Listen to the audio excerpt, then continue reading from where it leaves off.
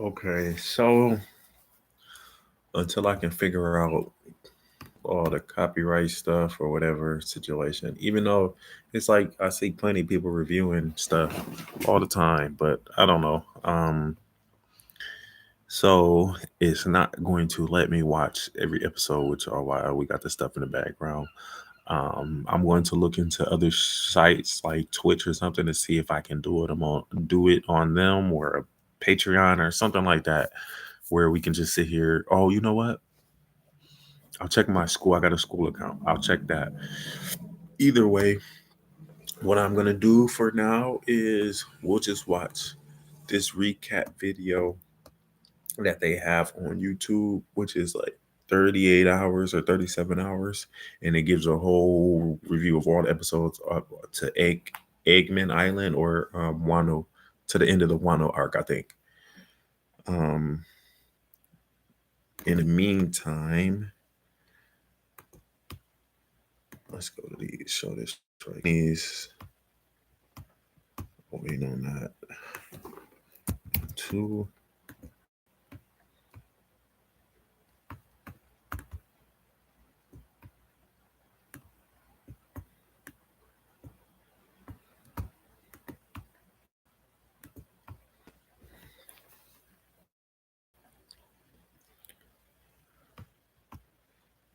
break 30.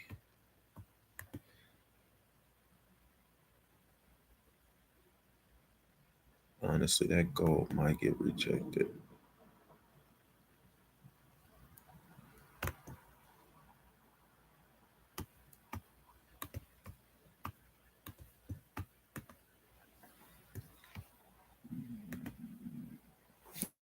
Hey, my stomach grumbling.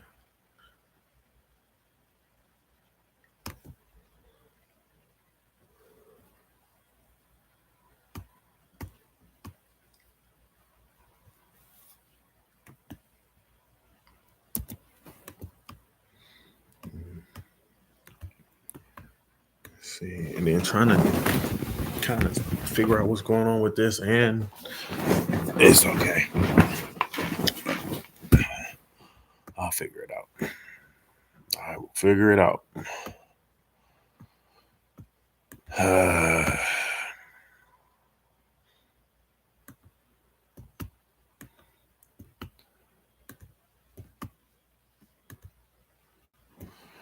I kept wondering why my stuff wasn't. It don't even matter. You know what?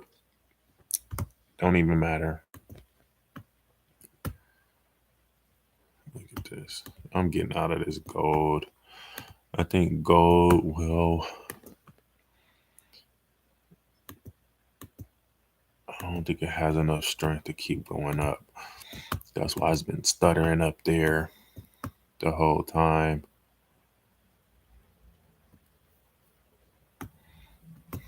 And you see how now all of a sudden it has volume coming down. These candles look big now. Trying to break it is just little, big drop, little, trying to come up, big drop, big drop.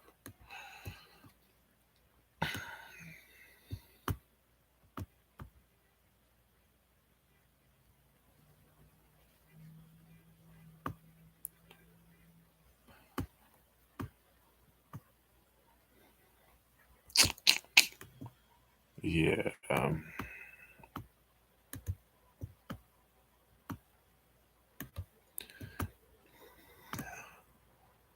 I'm gonna move my stop loss to 200. If it hits that, then I'm out.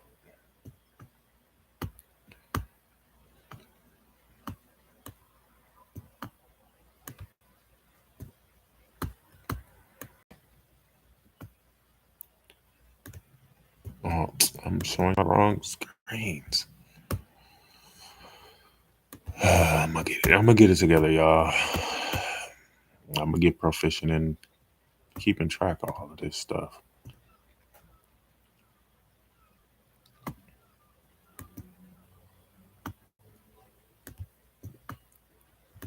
Not even showing y'all the right screens.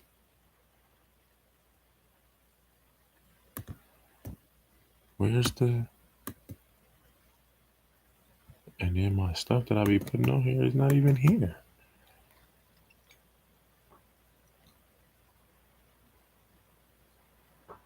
I don't know.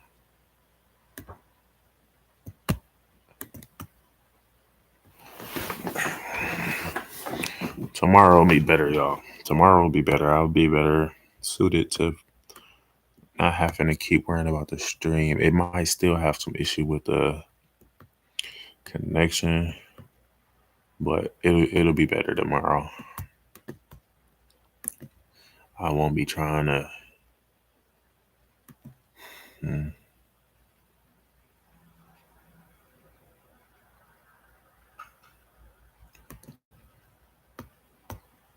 yeah.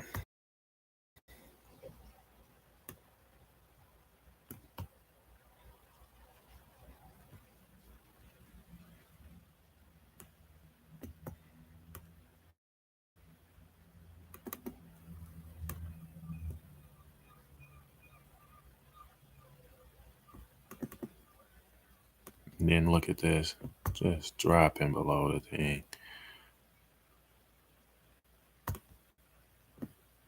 Exactly. Just stupid.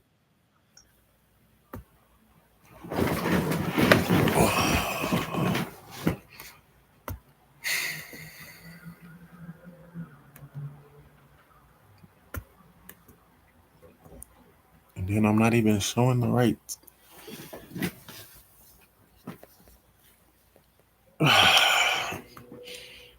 Bro,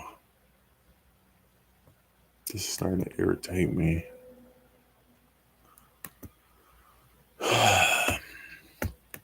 It's starting to irritate me, bro. Share this tab. There we go.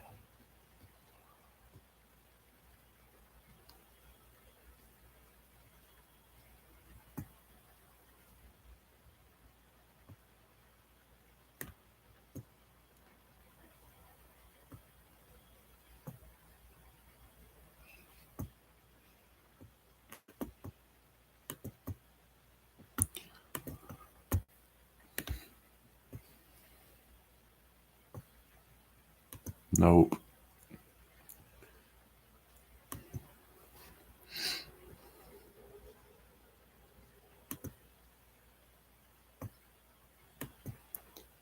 Still the two that's moving the most.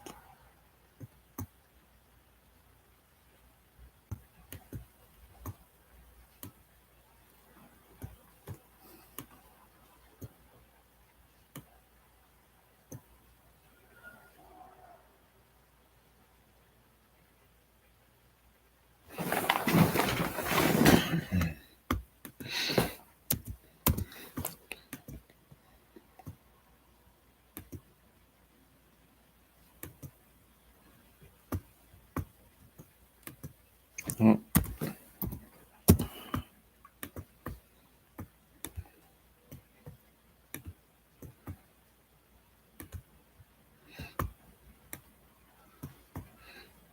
same stuff. Like, it's not trying to break this.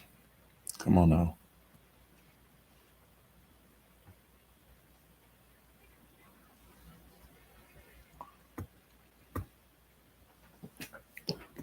Look at that. 575 over this stupidness. Wi-Fi connection, internet, trying to stream it, trying to.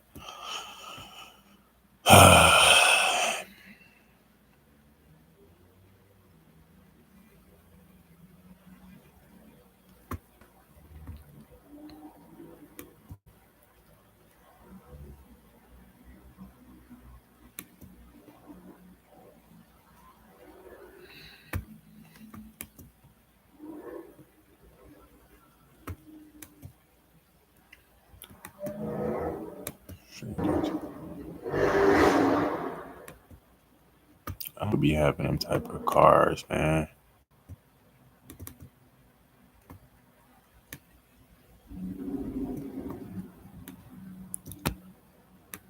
All right, I'll be right back.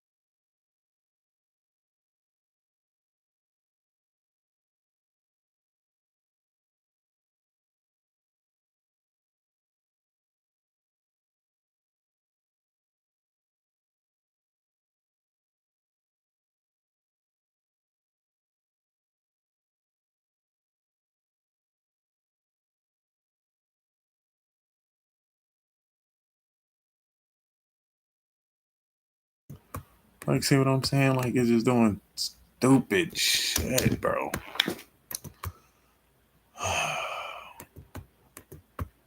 'Cause why did it log me out? Like, that don't even make sense. All my information just sitting right there. Like,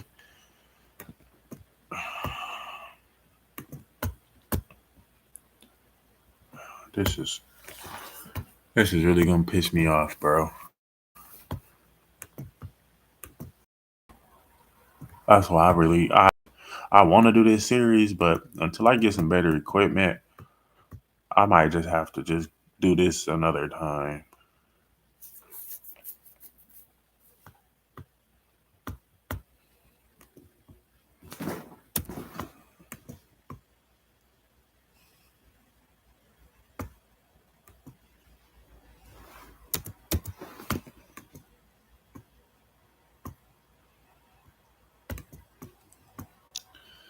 Oh well, you know what?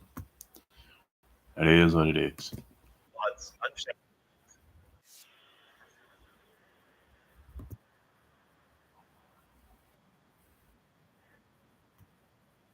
So this is a review for this guy, My Pex. Let's check him out. Let's give him a like. And this mug is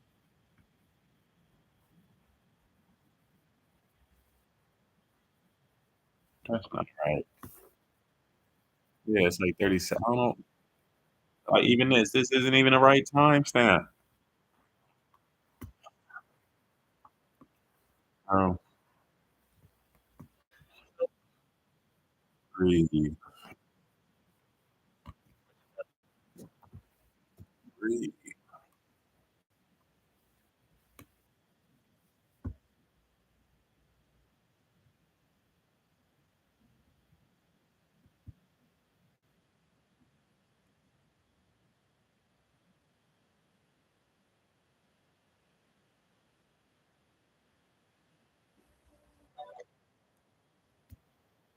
Only thing that sucks is this mug definitely got commercials, and I'm not paying for premium because I just literally paid for Crunchyroll to do this shit, and now I can't do it with Crunchyroll.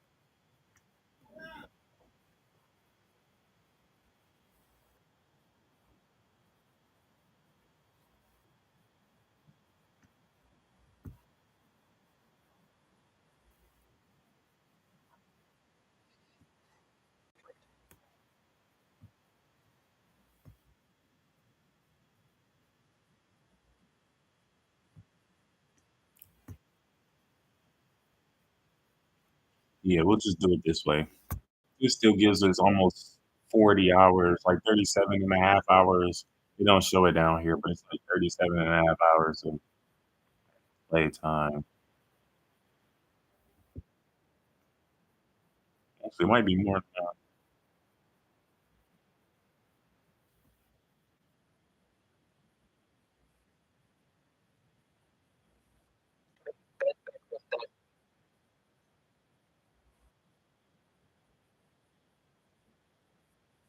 Yeah. It's so stupid. It's just 23 hours. Like, yeah.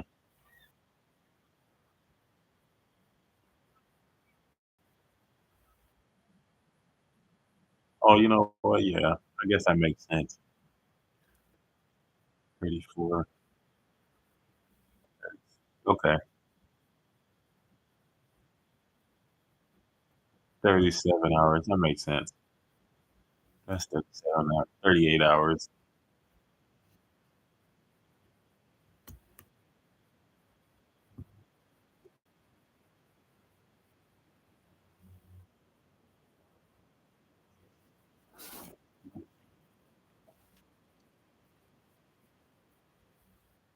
You see what I'm saying? That's what I'm saying. Like, when we was just watching that Crunchyroll stuff, it didn't show none of this. It just showed him in the barrel. That didn't even make sense. Because he was supposed to be a whirlwind, a whirlpool that messed him up.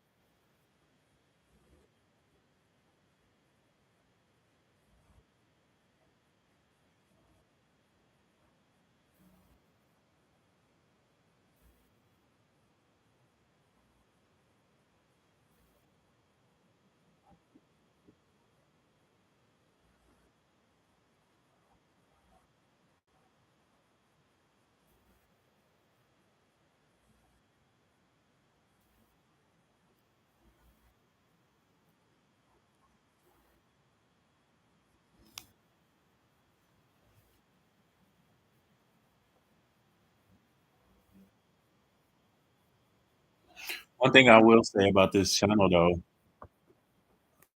one thing I will say about this channel, I was checking out the other day, and like I said, when I did that other video, I was trying to do it on this. Um, he does add in like even the movies. So like the movies that happen in between seasons, he adds those in the timeline too. So his timeline is pretty decent, all the way up to like I said, the Wano, and it looked like he got some of the comic book stuff in here too for the what's the name arc, the Eggman arc, and then the Alibi. Oh, he might catch me up on some stuff.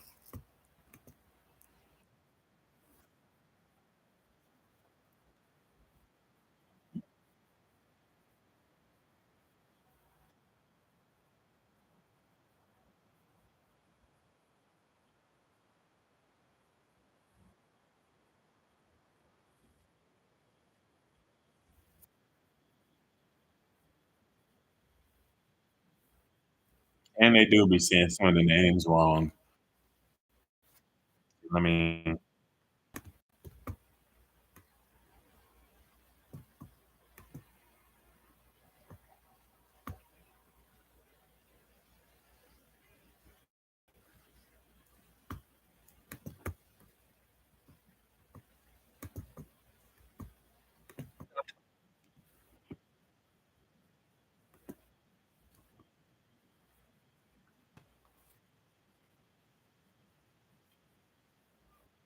Captain Morgan. Everybody drunk every night.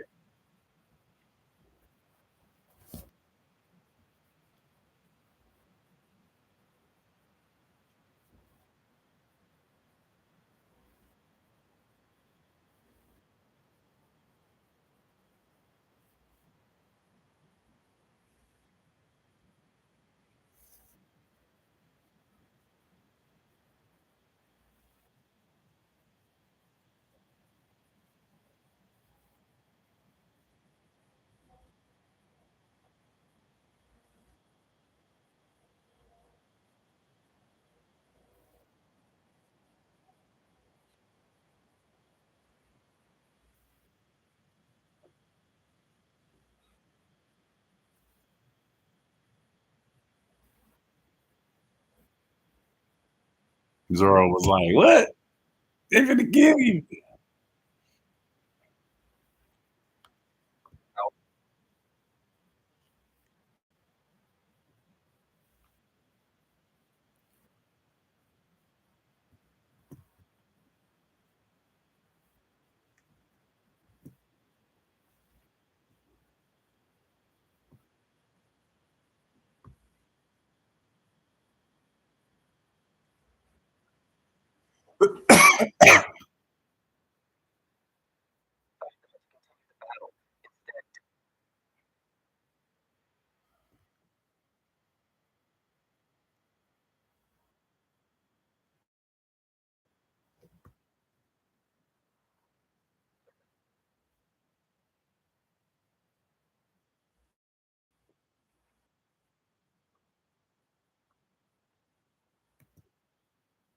already know I was having some issues earlier with the stream and just focus and whatever. Be I'm not gonna place any more trades until at least 11:30. It is what it is. If this goes up, it is what it is, man. I'm gonna work on not getting frustrated because what's going on with the stream and the laptop and then the prices. So 11:30. Let's just watch these.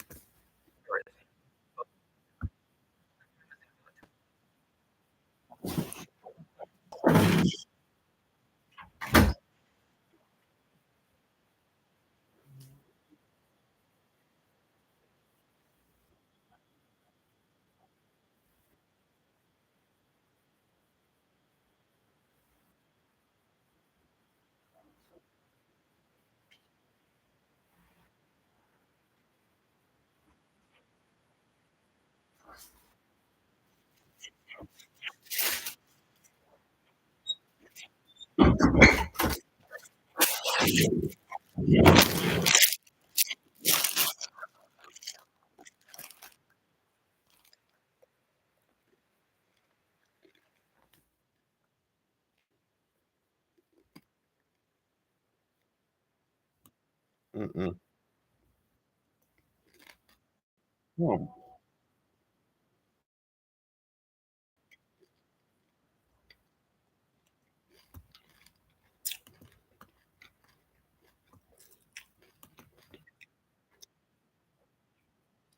oh, fuck. God damn.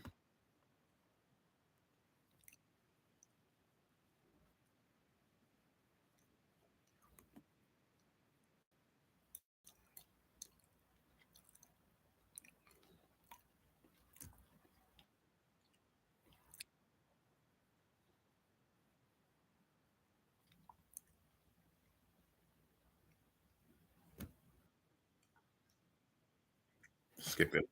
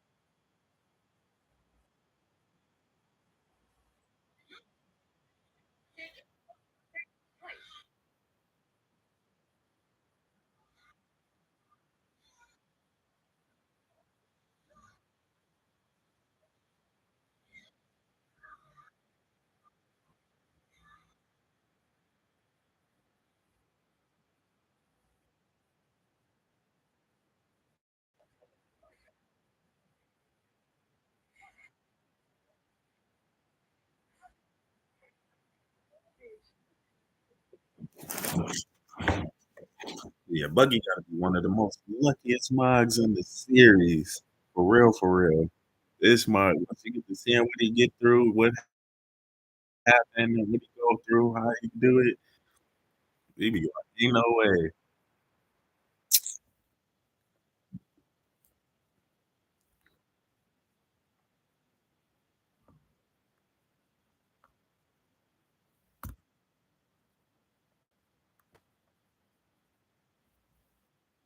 He taught your ass up. Nah.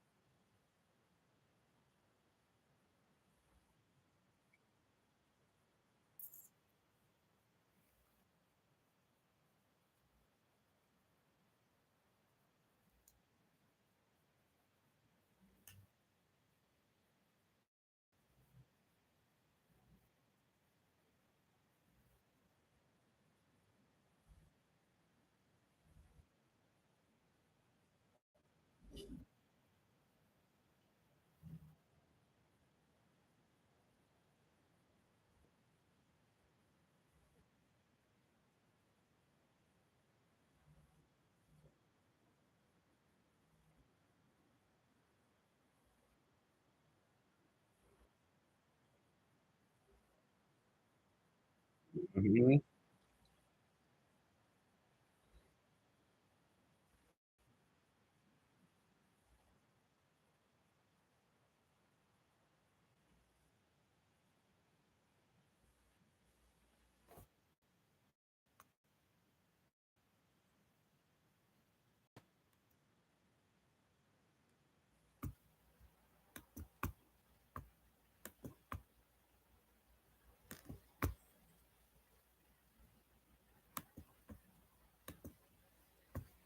After Luffy reveals the significance of the hat to Buggy, Buggy reveals that he holds a very strong grudge against Shanks, Yeah, he cursing his don't like name. Shanks. Buggy reveals Even his though relationship with Shanks, as they were both apprentices Buggy's so working for a weak, pirate crew. all While the the strong pirates were looting people a ship, Buggy found a valuable don't treasure even map pay and him kept it no for himself. mind, but He all later the weak learns from people Shanks think that the Buggy's pirates had strong. also looted a devil fruit from the ship. Buggy planned to steal the fruit, escape the crew, and sell both the fruit and the map. Buggy ate a fake devil fruit in front of the pirates while he kept the real one for himself. However, just before he was able to leave with the fruit, he was caught by Shanks, causing him to accidentally eat the fruit. Buggy also lost the treasure map as the wind blew the map overboard.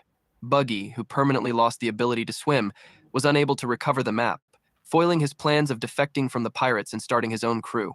He would need to wait another 10 years to accrue the wealth needed to start his own crew. In the present day, Buggy spots Nami attempting to leave with his treasure. Using Bara Bara Festival, Buggy splits himself up into several pieces and attempts to seize his stolen treasure. However, Luffy comes to her aid, striking him down.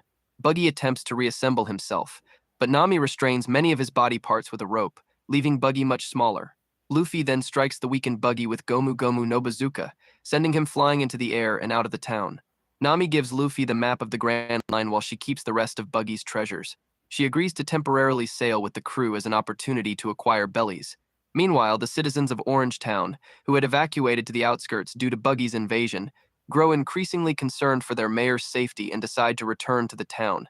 However, as the group were the only pirates left in the town, they are incorrectly blamed for the destruction of the town. Luffy flees from the angry citizens. Chao Chu, aware of the crew's true intentions, stops the mob, allowing them to head to the pier to escape. Back in the town, Boodle wakes up and finds that the Buggy pirates have been successfully repelled from the town. He goes to the pier to thank the group as they depart. To Nami's horror, Luffy leaves her treasures behind so the citizens could fund repairs for the town.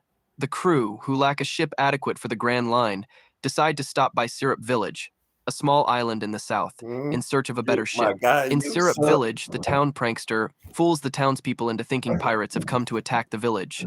The townspeople chase him out of town. And it's so However, crazy one of because the children in Usopp's pretend pirate such crew inform him that pirates have Yeah. indeed arrived at the island. The Usopp pirates go to the coast to confront the crew. Usopp attempts to intimidate and repel them from the island, but all attempts fail as Luffy sees through each of his ploys. Luffy deduces that Usopp is the son of Yasopp, one of the people on Yasopp. Shanks' crew. After stopping at a local restaurant for food, they decide to go to the large mansion on top of the hill to ask its owners for financial support. The lady of the mansion, Kaya, is being protected by her butler, Klahadore, following her parents' deaths. Despite Usopp being the only person to make her happy, Klahadore bars him from entering the mansion due to his reputation as a delinquent. Still, Usopp sneaks into the mansion and speaks with Kaya. The crew follow him and sneak into the mansion, but Klahadore confronts them for trespassing. In the outskirts of the town, a peculiar man emerges, Moonru, refusing their request for a ship. Redirecting his rage at Usopp, he insults Usopp for his pirate father, calling him a barbaric, lowly criminal. Usopp angrily attacks Klahadore. In response, Klahadore expels Usopp and the crew from the front yard, ordering them to never return.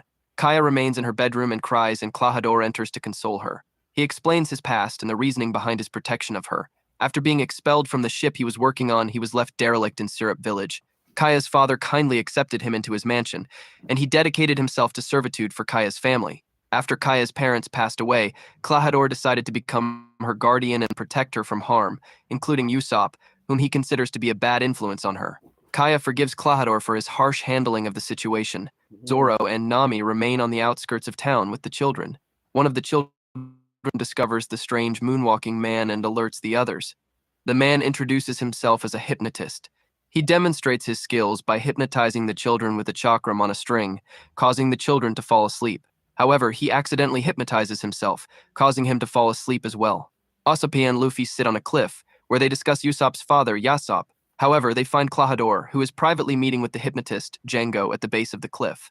To their horror, they find that Klahadore was really Captain Kuro of the Black Cat Pirates. Kuro and Django intended to assassinate Kaya to inherit her wealth, as Django could hypnotize Kaya into changing her will. They reveal that Kuro escaped Marine pursuit by sending a lookalike of him to the Marines for execution.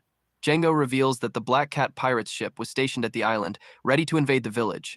Kuro and Django spot Luffy and Usopp overhearing their conversation. Django hypnotizes Luffy asleep, causing him to fall headfirst off the cliff. They decide not to pursue Usopp, knowing the townspeople would not believe him if he spoke out. Usopp flees toward the village. Nami and Zoro head to the cliff to look for Luffy. They discover Luffy at the base of the cliff, and they head to the bottom of the cliff to wake him up unharmed. Luffy reveals to them Klahadore's malicious intents. Usopp runs to the village to alert. Bro. Would you be happy if you stayed where you are in life and job forever? If the answer is yes, then this video is not for you. Yes. To alert others about the incoming attack, but the townspeople refuse to believe him, contrasting him to Klahadore, whom they trust more. The townspeople chase Usopp out of the town. Usopp then goes to Kaya's mansion to warn her about the danger, but she also does not believe him, believing it to be an unusually cruel joke. Usopp attempts to escort Kaya out of the building, but is faced against the mansion guards. Although Usopp fights the guards, Kaya refuses to leave, hitting Usopp across the face. One of Kaya's butlers, Mary, shoots Usopp in the arm, and the townspeople continue to pursue him. Meanwhile, Kuro meets with his crew at their ship stationed at the island. He orders them to destroy the entire village the next day. The crew, Usopp and the children meet at the outskirts of the village. The children express their disappointment in Usopp for lying as they leave. The crew agree to fight alongside Usopp to defend Syrup Village from the Black Cat Pirates. The crew prepare for the incoming attack. As the only entrance to the village is a single sloped path at the island's south end, they stand guard at the pathway to prevent the Black Cat Pirates from entering. They cover the slope with slippery oil to prevent them from walking up the path. Kuro, still disguised as Klahadore, returns to Kaya's mansion, where Kaya is already asleep and Mary tending to his duties. Kuro finds a gift Kaya got for him, a pair of glasses custom made for him so they would not slip off his nose. Kuro destroys the pair of glasses, revealing his true self to Mary, revealing a set of long blades attached to his fingers like cat claws. He slices Mary down before heading to Kaya's bedroom to watch her sleep. Morning arrives, and as planned, the Black Cat Pirates led by Django dock at the island. However, Usopp forgets that there is a second entrance to the village at the island's north end, through which the Black Cat Pirates decided to use instead. Nami, Luffy, and Usopp rush to the north end. whereas Zoro is trapped by the south entrance's slippery slope. As Zoro continues to struggle to climb the slope, Luffy Idiot. gets lost while How attempting do to you reach not the north know? coast. Or Arriving at the about north eggs end live and on the using his island the whole slingshot, life. Usopp strikes down many of the advancing Black Cat pirates. Usopp attempts to bribe the pirates away using the treasures on the cruise ship, but Nami arrives and stops them. Undeterred, the black pirates continue their advances onto the island, and Nami and Usopp are unable to stop them. However, Luffy and Zoro arrive just in time to stop them. Kuro notices his crew is late entering the village. He decides to personally head down to the north coast, vowing to kill his entire crew if his plan were to go wrong. The children attempt to enter Kaya's mansion to check on her, but Usopp's secret entrance had been sealed and they cannot climb the gates. Inside the mansion, Kaya exits her bedroom to find a wounded Mary on the floor. Mary reveals that Usopp had been telling the truth and Klahadore was indeed a pirate attempting to assassinate Kaya for her family fortune. As the invading Black Cat pirates find themselves unable to fight off Luffy and Zoro, Django hypnotizes them to increase their strength. The newly hypnotized combatants become far stronger, shattering cliffs with a single punch. However, Django accidentally hypnotizes Luffy in the process, who with his strength enhanced, defeats the Black Cat pirates, then tears off the bow of the Black Cat pirates' ship. Django hypnotizes Luffy asleep and Luffy collapses, but the bow also falls and crushes the enemy pirates. As a last-ditch effort to penetrate the crew's They just defenses, messing everything. Django summons the Nyaban brothers, Sham and Buchi, who had been watching over the ship. Although the Nyaban brothers initially appear weak and cowardly, they use this as an act to catch Zoro off guard. Sham takes 2 of Zoro's katanas, leaving him to defend himself with a single That look sword. like a Usopp character attempts to that's shoot them with a on slingshot but My Hero misses, Academia. hitting Zoro instead and allowing the Like some Nyaban brothers chick to that slash dress his up like chest. that, and it's a Nami attempts to wear retrieve costume, Zoro's like katanas but is these stopped by Django, who slices her in the shoulder with his chakram. To the horror of the Black Cat pirates, Kuro arrives at the coast, frustrated with the setbacks to the operation. Django and the rest of the Black Cat pirates are terrified by him, including Sham and Buchi. He can't believe that his former crew was held back by a bunch of children. He asks Django for an explanation. Django reminds Kuro who said letting Usopp go would not cause any problems. Kuro said that he knew that Usopp would try in vain to stop the Black Cat pirates from invading Syrup Village since no one would believe him, but the one thing he didn't count on was the weakness of his crew. This remark made Sham and Buchi very mad. They remembered Kuro as a strong killer and said they were sinking ships and vanquishing pirate crews while Kuro lived the good life. They accused him of becoming weak. They go straight to him, hoping to kill him. Django tries to warn them, but it was no use. Before they could deal him a blow, he suddenly disappeared, and reappeared moments later behind them with his cat claws gloves on his hands. It surprised even Zoro. They tried to attack him again, but he disappeared one more time. Django recognized this move as the Nukiashi technique, Kuro's trademark attack. He reappeared behind Sham and Buchi again, with his claw like knives pointing at them. Even Nami is impressed by this, as the Nyaban brothers nearly defeated Zoro. This silent technique is so powerful, not even a group of 50 assassins could stop Kuro. Django knew he hasn't lost that attack by the way he always lifted his glasses to avoid being cut by his cat claws gloves. Nami managed to get up despite her wound. Kuro, otherwise he will kill them all. Sham and Buchi go straight to Zoro to kill him. Django encourages them to stop him. Nami kicks the 2 swords straight to Zoro. The swordsman managed to get them. Although a little upset that Nami kicks his swords without any respect, Zoro thanks her for giving him back his swords, and he defeats the Nyaban brothers by using the Toragari technique. Kuro is still counting the minutes. Usopp and the Black Cat pirates are surprised by the swordsman's attack. Even Django is shocked by it. Zoro said to Kuro that the former captain will be defeated in less than 5 minutes. Kuro is a little impressed. Buchi is still conscious and begs Django to hypnotize him so he will become strong enough to defeat Zoro. Django managed to do so and Zoro decided to deal with Buchi before he can fight Kuro. After being hypnotized, Buchi becomes stronger and more savage than before. His muscles even increased in size. That surprised Zoro, but he managed to regain his calm and decided to fight him no matter what happens. Meanwhile, Mamie goes to wake up Luffy, who is sleeping beneath the figurehead of the Nami. Bezan Black. She managed to wake him up by pressing her foot into his head. Luffy woke up just in time to stop Django's pendulum from killing Nami with his bare teeth while arguing with Nami for the way she wakes people up. Nami learned that Django's pendulum is also used as a weapon. The Black Cat pirates begin to think it will be impossible to defeat Luffy and Zoro since they appeared to be very strong. After waking up Luffy, Nami passes out for a bit. Luffy notices Nami's wound. Nami asks Luffy to fight for the village and her treasure, and Luffy accepts. The pirates run from Luffy, scared for their life. While Buchi fights Zoro, Django will deal with Luffy. Kuro said that time is up and he will kill everyone on the North Slope. He is also surprised that Luffy survived the fall from the cliff since he thought that fall would have killed him. Before Kuro could kill anyone, Kaya arrives and begs him to stop. Usopp managed to save her before Kuro slashes her. She said to Usopp that she could not bear to see him get hurt protecting her. She then talks to Kuro and said he can take her fortune and leave the village alone. Kuro said to Kaya he wants more than her fortune. He wants peace.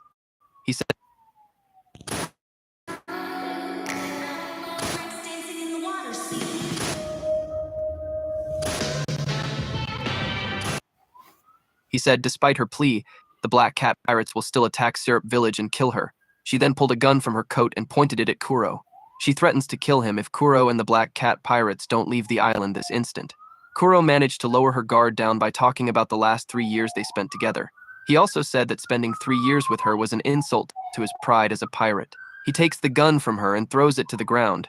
Asa peeks the gun and tries to shoot Kuro down, but Kuro used his Nukiashi to reappear behind the liar with his cat claws gloves on. He tried to kill him to make him pay for punching him, but his attempts were stopped by Luffy, who gave him a Gomu Gomu no pistol, sending him to the ground. Luffy swears Kuro will have a bad day since he hates being punched. As the Usopp pirates come to his aid and beat Kuro as he is down, but Kuro gets up and beats Usopp to the ground. Now, knowing his opponent possessed a devil fruit ability, he decides to personally focus on Luffy, ordering Django to pursue and kill Kaya. Although now incapacitated and no longer able to fight, Usopp orders the children to protect Kaya as she evades Django's pursuit. Although Zoro attempts to aid Luffy, he is stopped by a strengthened Buchi. Although Buchi greatly disrupts the battlefield with his powerful attacks, Zoro uses his 3 swords to cut him down. Quick reminder, if you're enjoying this video, don't forget to like, comment, and subscribe. This recap has been an epic journey through the world of One Piece, but it doesn't stop here.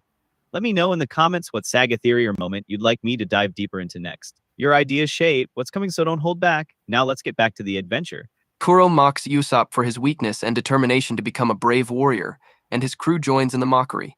However, Luffy attacks the crew members with a boulder. With Luffy's permission, Zoro leaves the battlefield to help protect Kaya from Django. Luffy continues his battle against Kuro, but Kuro evades each of Luffy's attacks using his Nukiashi technique. Although his crew members cheer on him as their captain, Kuro denounces the title, explaining his intentions to no longer be a pirate captain. When he was at sea, Kuro grew tired of being a fugitive under constant marine pursuit, so he decided to carry out a plan. When his ship was attacked by a marine ship, Kuro entered the ship and slaughtered every marine on board, save for a single soldier. Django hypnotized the soldier and one of Kuro's own men who resembled him. Under hypnosis, the crewman believed himself to be Kuro, and the soldier turned him into the Marines. Believing him to be Kuro himself, the Marines arrested and executed him. Kuro was now free to live a more peaceful life, now only needing money inherited from Kaya. Back to the present day, Kuro resumes his battle with Luffy. Using the boulder from before, Luffy manages to break off all the blades on Kuro's right glove. Luffy declares that as Kuro desired to retire from piracy, his ambition was greater. The children escort Kaya through the forest as they hide from Django, and Zoro and Usopp attempt to locate the group. However, Kaya falls ill and is no longer able to run. The children attempt to ambush him with a fake surrender, their weapons in a falling log. But this attempt fails as Django is unharmed by the attacks. After Django threatens to kill the children, Kaya agrees to sign the will as planned, and in exchange the children would be spared. However, before Django is able to kill Kaya, Zoro and Usopp finally locate her and arrive to her aid. At the northern coast, Kuro reveals his intentions to slaughter his entire crew to prevent any of them from exposing him in the future. His standard Nukiashi techniques fail against Luffy's attacks, so he uses his Shakushi technique, an indiscriminate attack in which he slashes all objects and people in sight at such a great speed he is completely invisible to his opponents. Although Luffy was his only opponent, the attack harms his own crew members, leaving them gravely injured. Luffy is injured by the attacks as he struggles to effectively combat Kuro's ability. Kuro attempts to use Shakushi on Luffy once again, but this time Luffy uses his rubber body to restrain him and prevent him from moving. Stretching his neck back, he uses Gomu Gomu no Cane, a powerful headbutt knocking Kuro unconscious and destroying his glasses. Concluding the battle, Luffy orders the remaining Black Cat pirates to leave the island, taking Kuro with them. Simultaneously, Zoro and Usopp arrive to protect Kaya from Django. Zoro cuts down a tree branch, clearing the way for Usopp's Hisatsu Kayaku Boshi, a fired pellet that explodes in Django's face, defeating him. As he did not want to be known as the village hero, Usopp asks the children not to disclose his deeds to the townspeople. After meeting with the crew to thank them for their help, Usopp meets with the children. Explaining his desires to leave the village to become a real pirate, Usopp disbands the crew, telling each child to pursue their individual ambitions. To thank them for their heroic up? deeds, Kaya gifts the crew with the Going Merry, a full-sized caravel designed They by gave me a Mary. boat. Gratefully accepting We the ship, definitely didn't the crew have prepare to nothing. depart, also deciding to take Usopp along as a new permanent member of the crew. Kaya meets with Mary at the coast, where Mary explains Usopp's past. In his childhood, Usopp's father, Yasopp, set sail. I ain't gonna lie. You Pops Real-world experience for the on the world of bogus. music and audio at Full Sail Looking University. honest, there, his Recording, pops. producing, set sail with Shanks to become a pirate, leaving behind his son and wife. Usopp's mother passed away from illness soon after Usopp's departure. know where you got his Now nose lonely, from. Usopp became the town liar, hoping that his lies would come true and his father would someday return. In the present day, the children assume Usopp's role as the town liar, claiming an incoming pirate invasion. While at sea, Oh, Luffy y'all designs a started Jolly too Roger good. to represent the crew. We don't need After liars refining the around design here. with his artistic skills, Usopp paints it to the sails. However, Nami spots the island of rare animals in the distance, an island rumored to contain legendary treasures but is divinely protected by the gods. All The right. crew decides I didn't give it some time.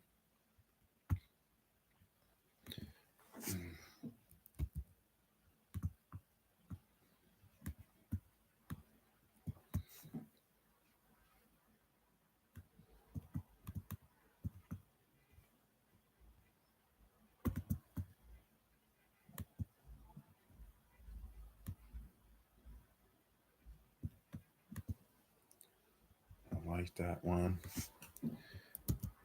And then what's the name looks like it's finally kind of moving to not as strong. Because I did all the other stuff earlier and I was having issues. And as you can see, starting to come now. It retraced a little bit now. Look like it's trying to break for me. Because I already had those other losses. I'm not gonna risk as much on this.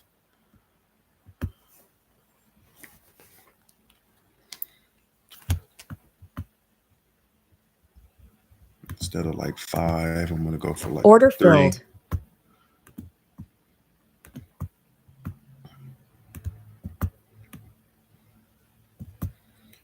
Move this down. Move this over. It broke the previous one.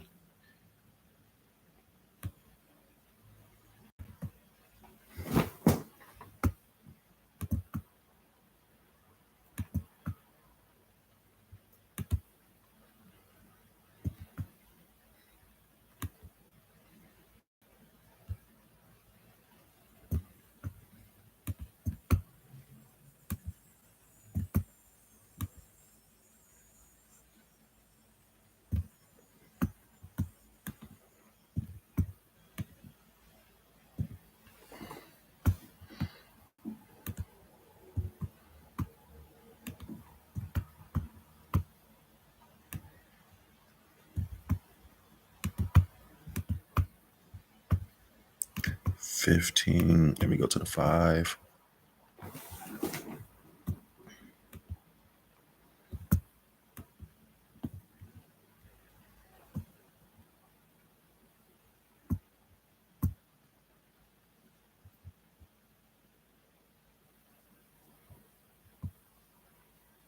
I'm willing to risk that. What I'll do is a 4. Order filled. Still risk that 2.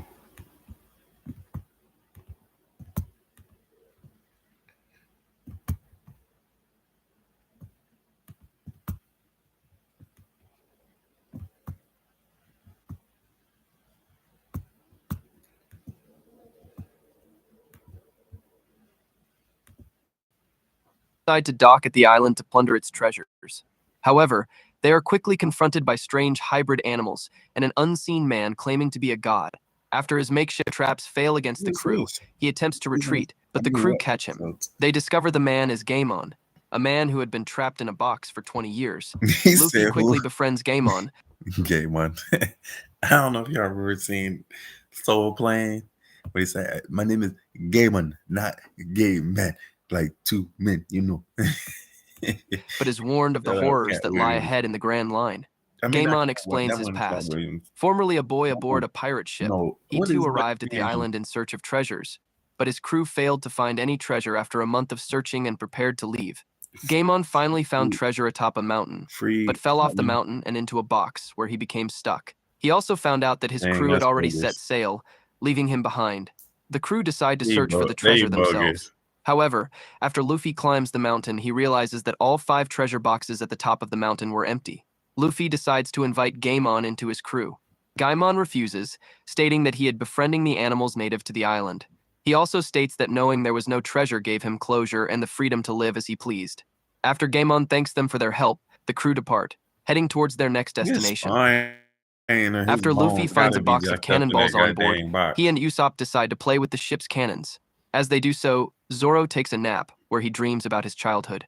Zoro was a dojoyaburi at Shimotsuki village, challenging local dojos to duels.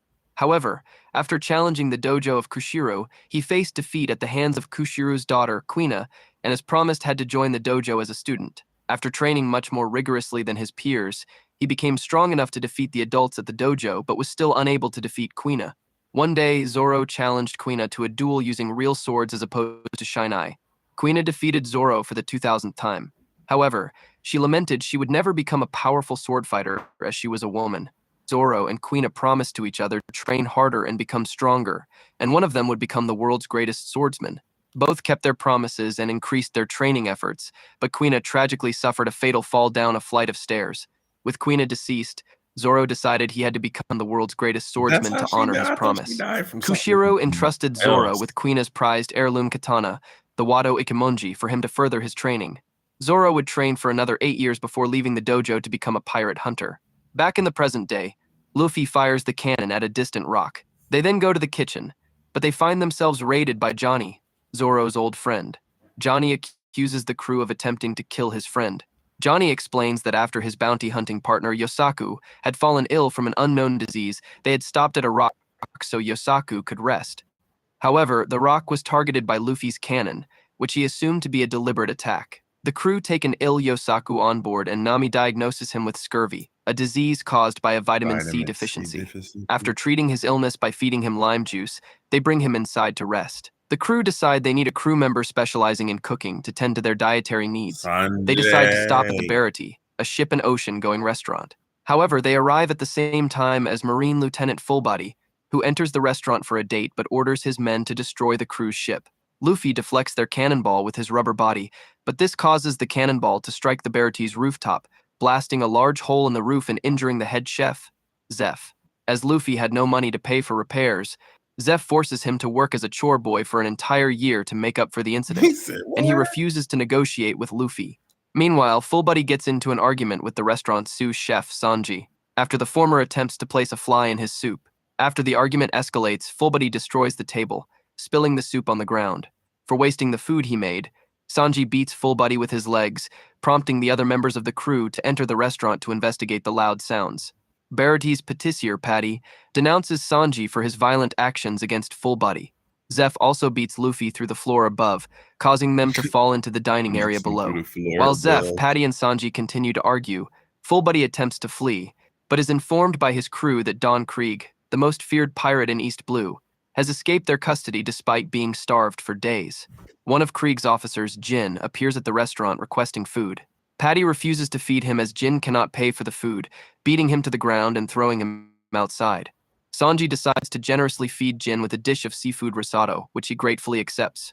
Watching from above, Luffy invites Sanji into his crew, but Sanji refuses the invitation, stating he had reasons to stay at the Barity. Jin warns Luffy of the dangers that lie in the Grand Line.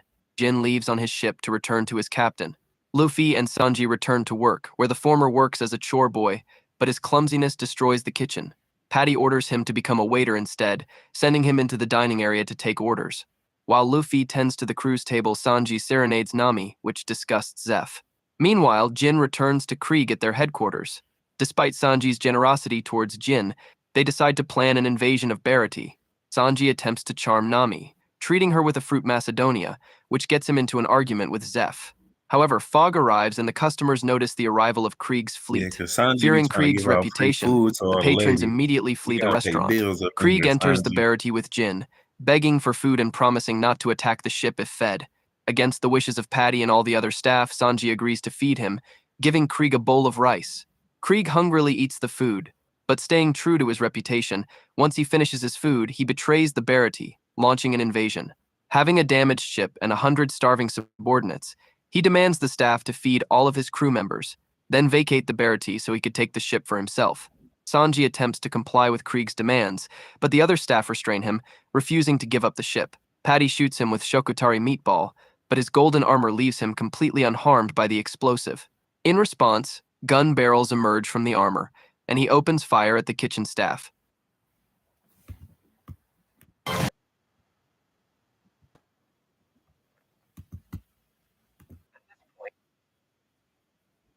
Giving him food for his crew members. Zeph criticizes Krieg for his failed entry to the Grand Line. He recognizes Zeph as a former pirate known for fighting only with his legs, but notes that he had since retired from piracy after losing one of his legs.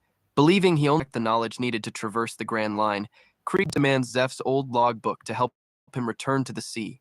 He returns to his ship to give the food to his crew, warning the staff to vacate before he returned. Jin apologizes on Krieg's behalf, unaware of his plans to betray the Barati. He explains that the Krieg pirates' entire armada was defeated by a famous warrior known as Hawkeyes, 50 ships with 5,000 crew members. Only the flagship containing 100 warriors survived the attack, partially thanks to a storm which carried it back to East Blue. Yeah, Krieg gives Mihawk. the food to his people, No where he joke. explains his intentions to scrap the flagship, seize the Barati, and return to the Grand Line. He shoots a crew member just for protesting this decision. However, before they are able to initiate their attack, just the ship survived. is We ain't sliced trying in to go half back. with a single slice, revealing that Mihawk Hawkeyes had came followed back. the Krieg pirates to the Barati. The ship sinks and its crew members fall into the sea. They also find Johnny and Yosaku floating in the sea, who reveal that Nami has defected from the crew, taking the ship with her. Yosaku explains how he and Johnny lost the Going Merry. While their backs were turned to her, Nami pushed them both overboard. Stating she needed to take care of business, she drove the ship away, leaving the crew behind. Almost immediately after Johnny and Yosaku fell into the sea, they witnessed the Krieg pirates' flagship be destroyed.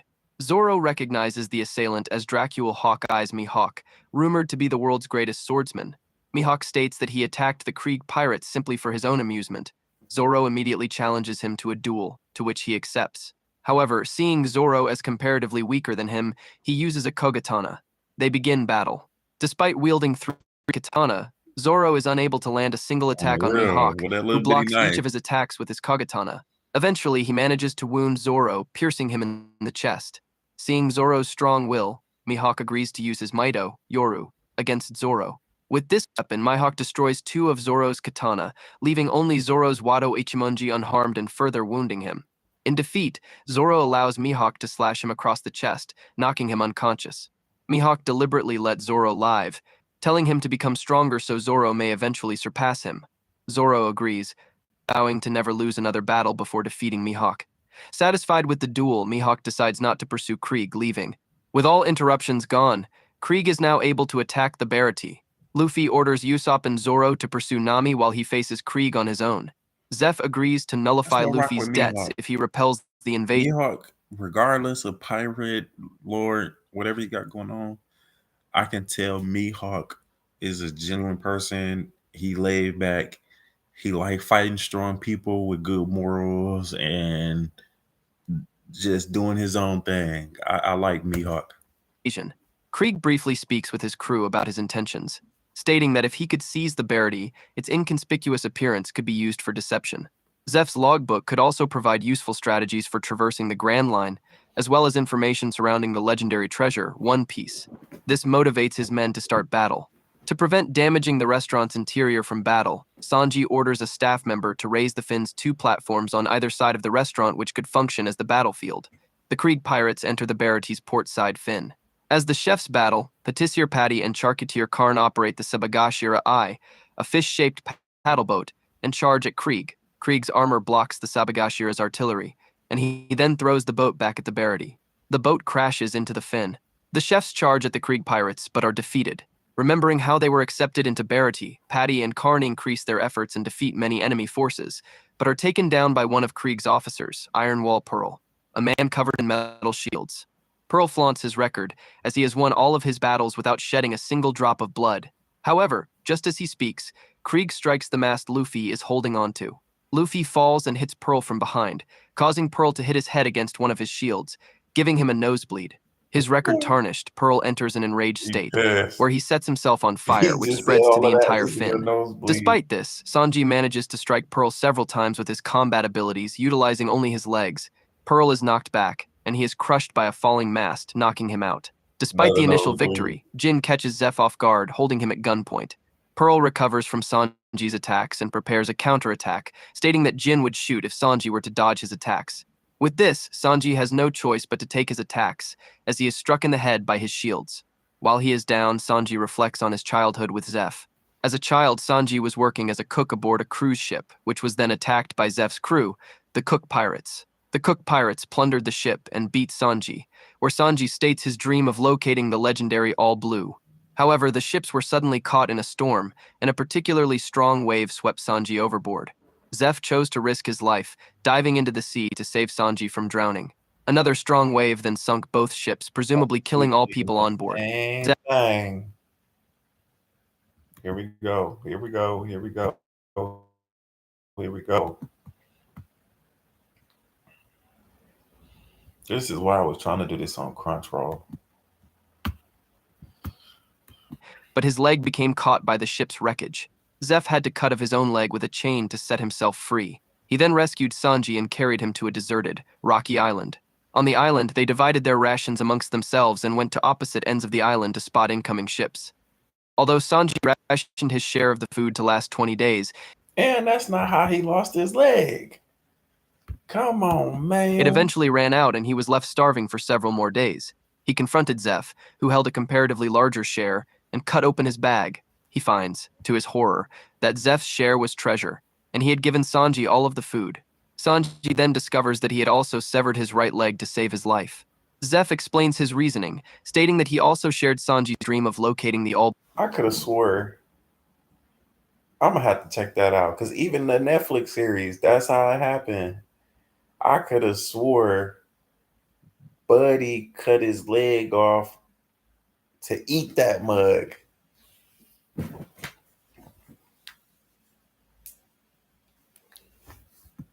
I could have swore. Blue. So he had got stranded. I forgot how long it was. It was a minute, probably at least a month or some shit. They had got stranded. He's like, you take that side I'll take this side of the island. You got the food, ration it. That mud came over there and he sacrificed his legs so Sanji could pursue the dream. Sanji and Zeph were eventually rescued by a ship, and they would found the Barity restaurant together. In the present day, Sanji stands up to Pearl, prepared to fight for the Barity. Enraged by the Krieg pirates' actions, Luffy uses Gomu Gomu no Ono, destroying the entire portside fin. After Luffy destroys the Barity's fin, Krieg orders Jin to kill Sanji. Jin hesitates, as Sanji was the staff member who fed his crew. Pearl attempts to kill Sanji himself, but is attacked by Jin, who destroys his front shield and knocks him out. Jin decides to personally battle Sanji as a thanks for his generosity, while Krieg focuses on Luffy. Jin, dubbed the Man-Demon for his extreme cruelty, uses his Man-Demon tactics against Sanji, armed with two-weighted tonfa. Despite Sanji initially striking Jin to the ground, he quickly recovers, cruelly beating Sanji and gravely injuring him. However, after pinning Sanji to the ground, he is unable to finish him off out of remorse and guilt. Because of Sanji's hospitality, he begs Krieg to stop the attack, but Krieg denies this request. Gas bomb. Krieg's men wear gas masks to protect themselves, the chefs dive underwater, and the restaurant's interior. Luffy takes masks off two Krieg pirates and gives them to Sanji and Jin to protect them. However, he is before the bomb is launched. Luffy is left without a means to protect himself from Krieg's MH5 gas. However, Jin decides to give his own mask to Luffy, saving Luffy's life but inhaling the poison himself. He immediately suffers the effects of the poison, causing internal bleeding. While the restaurant staff rush to care for Jin's condition, Luffy battles Krieg. He penetrates Krieg's defenses and punches through Krieg's Kenzan mantle, a spiked cape, hitting Krieg in the face. As his ultimate weapon, Krieg uses his armor's pauldrons to form the Daisenso, a spear which creates an explosion upon every impact. To combat this, Luffy punches the Daisenso's spearhead 5 times in a row, getting caught in the explosion every time, but eventually destroying the spear's head. Zeph admires Luffy for his determination and lack of hesitation. Having damaged the Daisenso, Luffy continues his attack against Krieg. At one point, Krieg climbs a mast, where Luffy strikes him with a Gomu Gomu no Bazooka, cracking Krieg's armor. Although Krieg attempts to deter him with explosives, Luffy strikes Krieg with a second Gomu Gomu no Bazooka, He thought shattering the armor. his Krieg armor couldn't captures be Luffy broken. with a net, intending for the both of them to fall into the sea and Luffy to drown. Luffy manages to counter this by freeing his limbs, grabbing Krieg's face with his feet, and slamming him into the Barate's fin with Gomu Gomu no Azuchi, knocking him unconscious and defeating him. Luffy falls into the sea, but Sanji rescues him and brings him to safety. However, Krieg gets up, now hysterical from his own defeat, attacking his own men in a panic. Jin strikes him back down, knocking him unconscious again and preventing him from causing further harm. Escorting Krieg away, he orders a full retreat on behalf of the Krieg pirates, promising to rebuild his crew and eventually meet Luffy's crew on the Grand Line. Sanji gives the Barate's supply ship for the defeated pirates to retreat. On the Going Merry, Nami laments having to steal the ship, but cries, stating her desires to be free and mentioning Belle Mere. After expelling the Krieg pirates, Luffy asks Sanji to join the crew, to which he refuses. Still, Sanji mentions his dream of locating the All Blue, a mythical ocean where all four...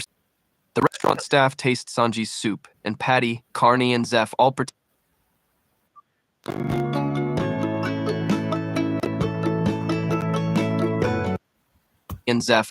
to dislike the soup to prompt Sanji to set sail with Luffy, and Sanji leaves the dining area in anger. Zeph reveals his true intentions to Luffy, and Sanji overhears this from outside the restaurant. He finally agrees to join the crew as their cook. A shark arrives at the Barate with Yosaku in its mouth. He reports he was unable to follow Nami, but was able to estimate her rough destination, warning of its danger. So the crew prepare for departure, with Luffy packing food from the kitchen and Sanji preparing to move out. Sanji walks out the Barate in front of the kitchen staff, prostrating in front of Zeph and thanking him for his sacrifices. Meanwhile, the Going Merry nears its destination, an island ruled by a fearsome pirate crew. While at sea, Yosaku reveals Nami's destination, Arlong Park, the base of the most notorious pirate in the East Blue, Arlong. Yosaku suspects Nami is after Arlong's bounty and warns of the dangers that lie ahead, since Arlong is a fishman originating from the Grand Line, so his strength surpasses even that of Krieg. Arlong had previously worked with Jinbe of the Seven Warlords of the Sea, 7 government-sanctioned pirates such as Mihawk. Yosaku, Luffy, and Sanji go to the galley for lunch. Nami arrives at Arlong Park, where Arlong makes a bribery with a corrupt marine officer. She reaches the base and beats a child attempting to eliminate Arlong. Arriving at the island, Zoro prepares to invade the base, but Usopp and Johnny stop him, tying him with rope and sailing around the island. However, the ship is spotted by resident fishmen. Usopp and Johnny abandon ship, but Zoro is unable to escape, interrogated by Arlong, where Arlong claims that fishmen are far superior to humans, as they possess greater strength and can breathe underwater. Nami confronts Zoro, revealing she is an officer and cartographer serving under Arlong. Johnny and Usopp arrive on shore at Gosa Village, only to find the entire village had been destroyed, and all houses had been flipped upside down. A resident fishman explains that the village was destroyed by the Arlong pirates' sea monster, Mamu, for protesting against Arlong's reign. Revealing himself to be an Arlong pirate, he attempts to capture Usopp, but is rescued by a human resident, Nojiko, who diverts the pirate away. They then visit Nojiko's house. Luffy, Sanji, and Yosaku eat outside on the deck, but the food attracts Mamu, the Arlong pirate's sea beast who resembles a cow. Mamu attacks the ship for the food, but Luffy and Sanji fight back, knocking him back into the sea. Luffy forces Mamu to carry the ship to Arlong Park. Usopp is brought to Nojiko's house, where Chabo reveals his father was killed by Arlong when Gosa Village was destroyed. Usopp is informed of Nami's allegiance to Arlong. Nojiko reveals she is also Nami's adopted sister. Usopp laments Nami's betrayal, despite believing she genuinely enjoying her experience with the crew.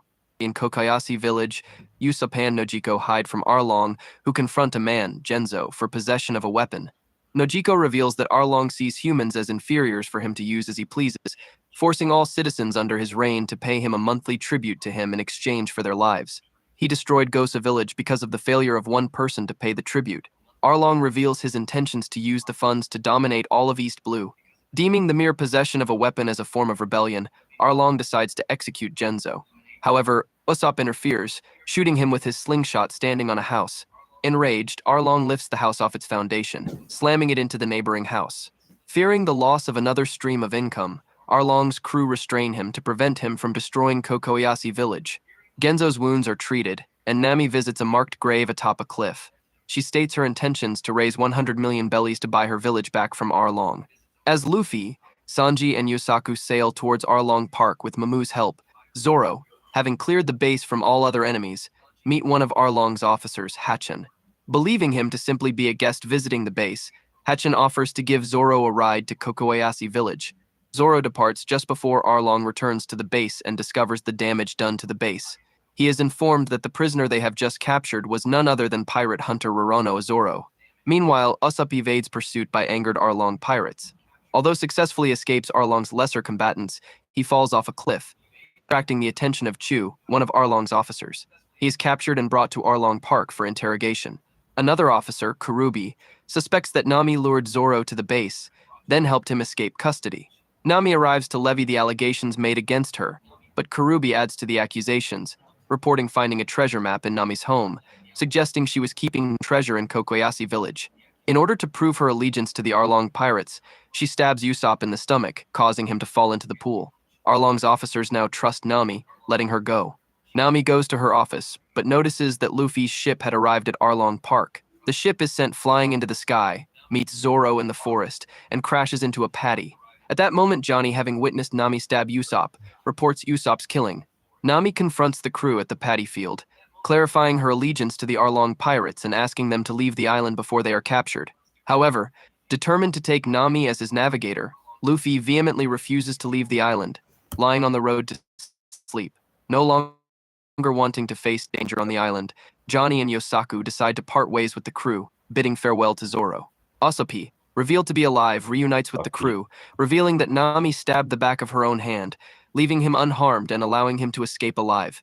Meanwhile, the Marine 77th Branch, led by Commodore Pudding Pudding, near the island to rescue survivors from Gosa village and capture Arlong. Arlong decides to send only 3 of his officers to repel the attack. While Chu intimidates the Marine forces on board, Kurubi tears off the ship's rudder and Hatchin creates an artificial maelstrom, sinking the ship and presumably killing all invading forces. Then Arlong, to prevent Nami from purchasing Kokoyashi village, summons Marine 16th Branch, led by Captain Nizumi, to her house. Nojiko meets with Nami at her house, where Nami reveals she built truly positive experiences with the crew while they were together. Nojiko then goes to the crew, explaining to them Nami's past. Nami and Nojiko were raised in Kokoyashi village by a woman named Belle Mir. Chu, Kurubi, and Hatchin investigate reports of a flying ship, finding the ship's wreckage in the paddy field. They confront Luffy, watching him taking a walk in the area. Meanwhile, Nojiko tells the other members of the crew about Nami's past. Both were raised in the outskirts of Kokoyashi village by their adoptive mother, Belle Mir, who farmed Makan to survive. Being a low-income family, Nami often stole books from a local bookstore to support her passion in cartography. Belle Mir fed Nojiko and Nami while eating only Mycons herself, and Nami received only hand-me-down clothing from Nojiko. Angry by the lack of money her family had, she ran away from her home and sought shelter at Genzo's office. Genzo explained to Nami how she was adopted. He explained that Belle Mir traveled overseas as a Marine, where she met Nojiko and infant Nami. She decided to take the two back to Kokoyashi village, adopt them, and raise them as her own children. At that moment, Nojiko arrived, reunited with Nami, and the two traveled back to Belle Mir's house for dinner. However, Kokoyashi village then faced an invasion from the Arlong pirates. Arlong declared the entire island, including the village, his own domain, and all citizens would have to pay a monthly tribute to him in exchange for their lives. They eventually discovered smoke coming from the outskirts, leading them to Belle Mir's house. Why did no one tell Wisconsin drivers about this new rule? If you are currently insured, drive less than. Nojiko and Nami feared Belle Mir would be unable to pay the tribute, rushing to their home to warn her. The Arlong pirates confronted Belle Mir at her house for her monthly tribute. Belle Mir was unable to defend herself against Arlong, and also could not pay for both herself and her children, only possessing 100,000 bellies. Townspeople attempted to hide Nojiko and Nami as her daughters so Belle Mir would be able to pay for herself. However, Belle Mir refused, refusing to deny the existence of her family, and paid the tribute for her daughters, not for herself. After bidding farewell to Nojiko and Nami, she was shot dead by Arlong. Impressed with the map drawn by Nami, Arlong accepted her into the crew, where she was given plenty of money. Nami intended to raise 100 million bellies so she could buy her village back from Arlong. Nami would become a pirate thief under Arlong, stealing from pirates and burying her savings underground.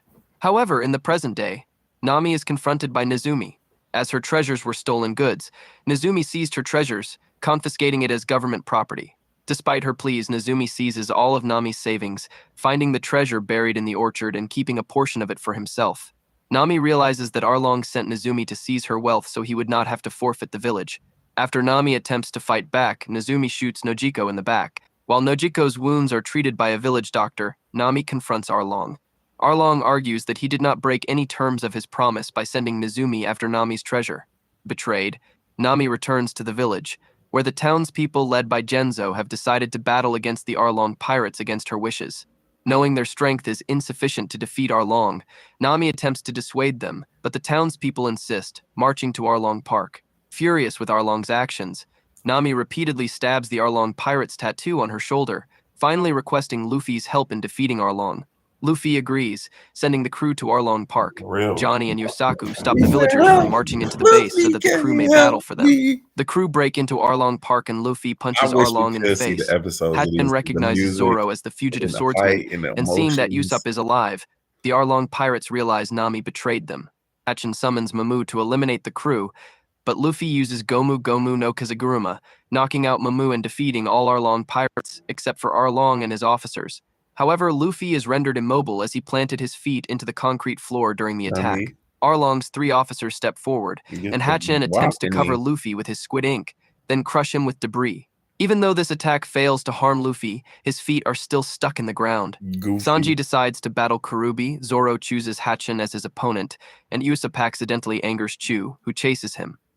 Quick reminder, if you're enjoying this video, don't forget to like, comment, and subscribe. This recap has been an epic journey through the world of One Piece, but it doesn't stop here. Let me know in the comments what saga theory or moment you'd like me to dive deeper into next. Your ideas shape what's coming, so don't hold back. Now let's get back to the adventure. Chu notices the townspeople attempting to rebel, but is unable to suppress the rebellion, as Usopp formally chooses him as his opponent. Chu chases Usopp out of the base. As Luffy is still immobile, Arlong decides to start a game where he picks up Luffy, along with a piece of the ground still attached to his legs. He throws Luffy into the pool to drown. Zoro and Sanji are unable to rescue him before defeating their respective opponents, as Karubi and Hatchin would have a physical advantage underwater. Zoro battles against Hatchin. Despite Hatchin being unarmed, Zoro struggles against him as he is still injured from his duel against Mihawk and also only has one sword intact. This distracts Sanji, allowing Karubi to strike him. As Zoro and Sanji would be unable to rescue Luffy in time, Genzo and Nojiko attempt to save him themselves.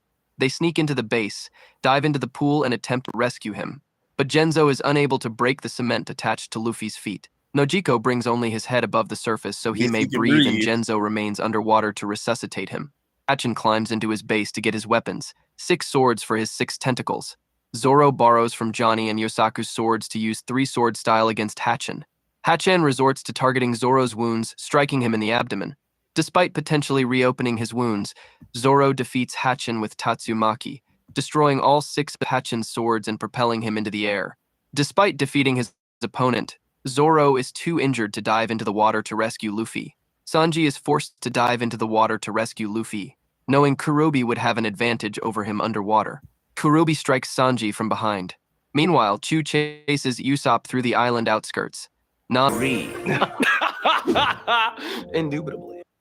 Bandaging her wounds at her house, decides to return to Arlong Park and join the battle. With his hair, he beats Sanji with his fishman karate, preventing him from resurfacing. He then grabs Sanji and dives underwater, causing the water pressure change to crush his body. Sanji then blows air into Kurubi's gills, harming him and returning to the surface. On land, Sanji gains an advantage over Kurubi. Despite Kurubi threatening to use his signature move, Sanji uses a series of rapid attacks against him before Mutan's shot, defeating him and sending him crashing through the building. Meanwhile, Usopp pretends to be dead to avoid Chu, but decides not to evade him and confront him. He hides in the forest and Chu uses water from the paddy fields to spit at the forest as bullet-like projectiles.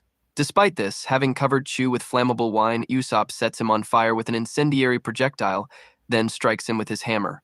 Usopp repeatedly beats Chu with his hammer until he is knocked unconscious. At the base, Nojiko and Genzo switch places, with Nojiko now being underwater. Arlong attacks Zoro and Sanji by throwing water at them like projectiles, but Nami arrives to their aid, declaring battle against Arlong. Arlong offers not to kill the citizens of Kokoyasi village if Nami surrenders, only killing the crew. Nami decides to refuse this offer, joining the battle even at the expense of the townspeople. Meanwhile, Nojiko successfully revives Luffy, but most of his body remains trapped underwater. While Sanji dives underwater to break the cement trapping Luffy, Zoro battles Arlong, attempting to break his saw nose he claims is indestructible. Asap also appears, announcing his victory against Chu. Arlong defeats Zoro by piercing him with his nose, then removes his bandages and notices the wounds he sustained from Mai Hawk. Underwater, Sanji prepares to free Luffy from the cement, but Hachan, having regained consciousness, pursues him. He like, However, man, you by been straining fighting himself, like this. Hachan reopens the wounds he sustained from Zoro, collapsing again from blood loss. Sanji destroys the cement attached to Luffy's feet, freeing him. Launching himself out of the pool and into the air, he uses a series of attacks against Arlong. Luffy mocks Arlong's fish-like features, angering him further. Arlong attacks Luffy, biting through a stone column with his teeth and crushing his swords. Stating his dependence for his crew members for support, Luffy punches Arlong in the face, destroying his teeth, but Arlong reveals he is able to regrow his teeth, with each new set of teeth being stronger than the last. He then uses his removed sets of teeth as handheld weapons.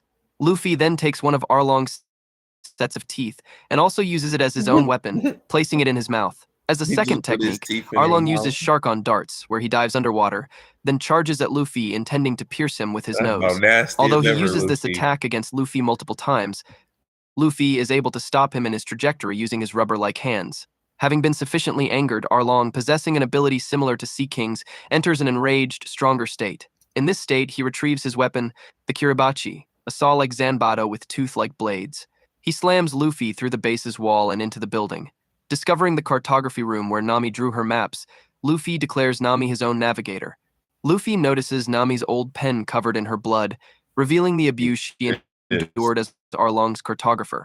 After Arlong boasts about using her for his own personal gain, You'll never do my friends like that Luffy again. breaks the Kiribaki's blades with his hands, then destroys the sea maps and furniture in the room.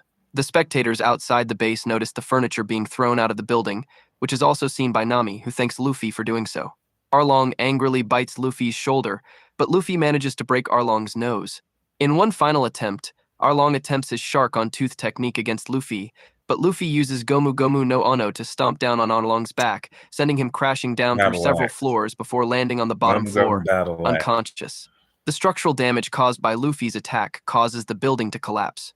Luffy emerges from the rubble and declares Nami to be his crew member, to which she accepts. The spectators attempt to celebrate their liberation from Arlong, but are He stopped by dropped Nezumi's forces, who attempts to seize Arlong's wealth for himself. The crew angrily attack the Marines, ordering them to arrest Arlong and return his wealth to the townspeople. Nezumi vows retribution before fleeing. Back at Kokoyashi village, Genzo, on behalf of the townspeople, apologizes to Nami for ostracizing her. Meanwhile, Nezumi returns to his headquarters, where he reports Luffy to the Marines and requests That that a whole high time, the town thought Nami was working with them. They didn't like her. They was doing her bogus. The whole time, she was trying to raise $100 million so that way she can buy the island back. bounty be issued in his name. News of Arlong's defeat spread to all villages in the island, and the townspeople celebrate their liberation.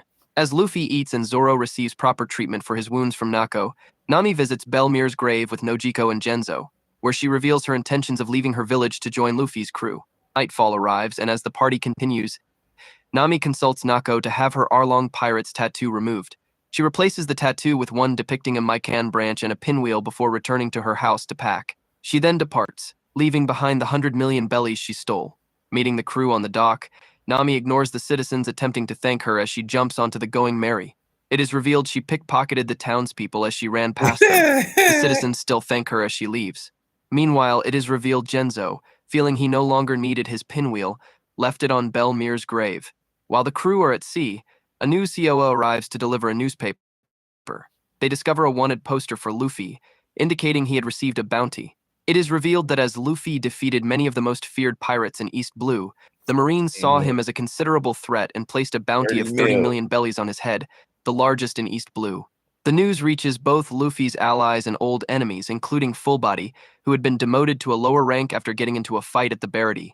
Fullbody saw Luffy's bounty as an opportunity to capture him and be promoted back to his past rank. Spotting the Going Merry pass by his ship, he orders his soldiers to attack the ship.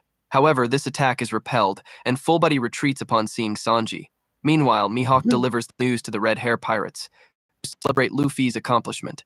Meanwhile, the crew determine their next destination. The only entrance to the Grand Line is Reverse Mountain, but they decide to first stop by Logatown, dubbed the town of the beginning and the end due to it being both Gold Roger's birthplace and place of execution. As they sail towards Logatown, Buggy and Alvida decide to pursue him. As the crew sail towards Logatown, Nami wonders about Buggy's That whereabouts. was his first After being season. Okay. So God dang it.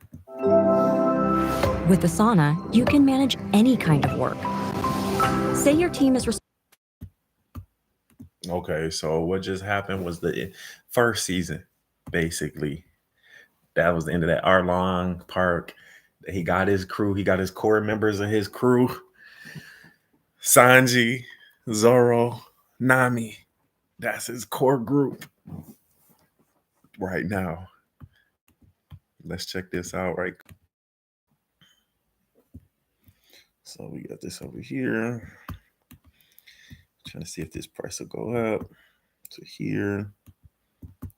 That's really, it's just up there to be up there.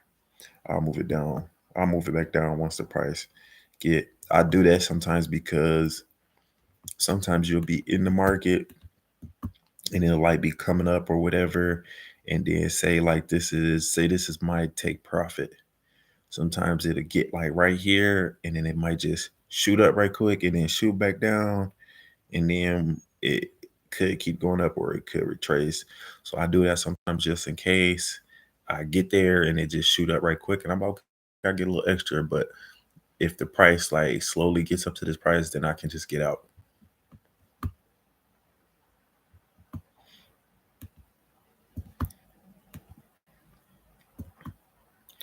I'm hungry, but I don't want to cook.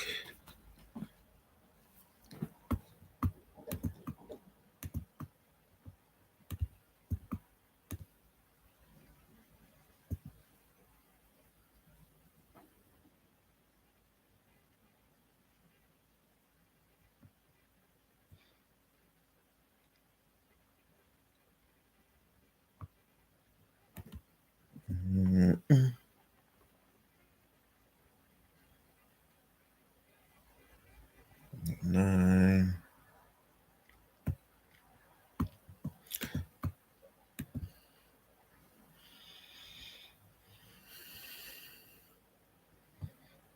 Is something? Why I smell like a heater just got turned on? Okay. Okay.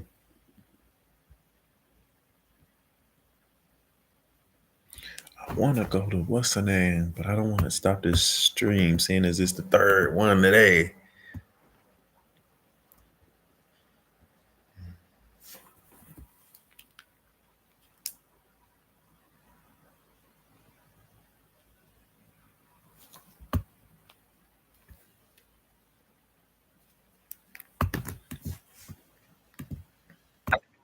All right, let's get back to this. So as you can see, he got the gum. Nobody else on the crew has devil fruit. He got his crew members. They you see what everybody in loyalty to him. Zoro saved his life. He was gonna get executed. Usopp saved his island, got the boat, got his friends, his loyalty, got the girl. The girl from the island started liking him. And now you see Nami. He freed her, saved her island. So that's why and just the love that they have for him. That's where his support system is. Launched into the air by Luffy, he is sent to an uninhabited island with many of his body parts still missing. He escapes on a raft to a second island, where he is captured by an aggressive bird. The bird attempts to eat Buggy, but spits him out into the sky. Buggy is sent to a third island, this time the island of rare animals, where he is confronted by Gaemon. After discovering Buggy is not a poacher targeting the animals, Gaemon befriends him, drinking by a campfire. The next day, Buggy attempts to leave to another island, but his raft is destroyed by a sea beast. He is rescued by Alvida, who had since grown much thinner since her battle with Luffy. And they don't talk. I don't know if he gonna talk about it in here, but Luffy punched her so hard in the stomach that she got skinny. That's how hard he punched her. Sailing on Alvida's ship, they decide to form an alliance as they were I don't know both if she pursuing the blew up same target, everything that was in Luffy. her. Back in the but present she day, really got nightfall skinny. arrives He and the punched her crew so go to sleep. hard. Alvida and Buggy sail towards their next destination, focusing on relocating Buggy's crew. The Buggy Pirates, having been repelled from Orange Town by the townspeople, fled from the island taking Buggy's body parts with them.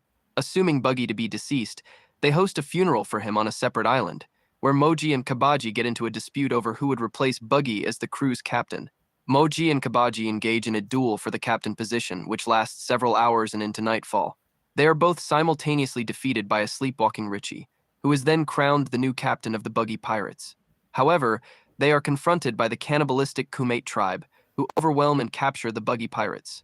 The Kumate tribe attempts to boil the Buggy Pirates alive for consumption, but Buggy and Alvida locate their flagship docked at the island and arrive to their aid.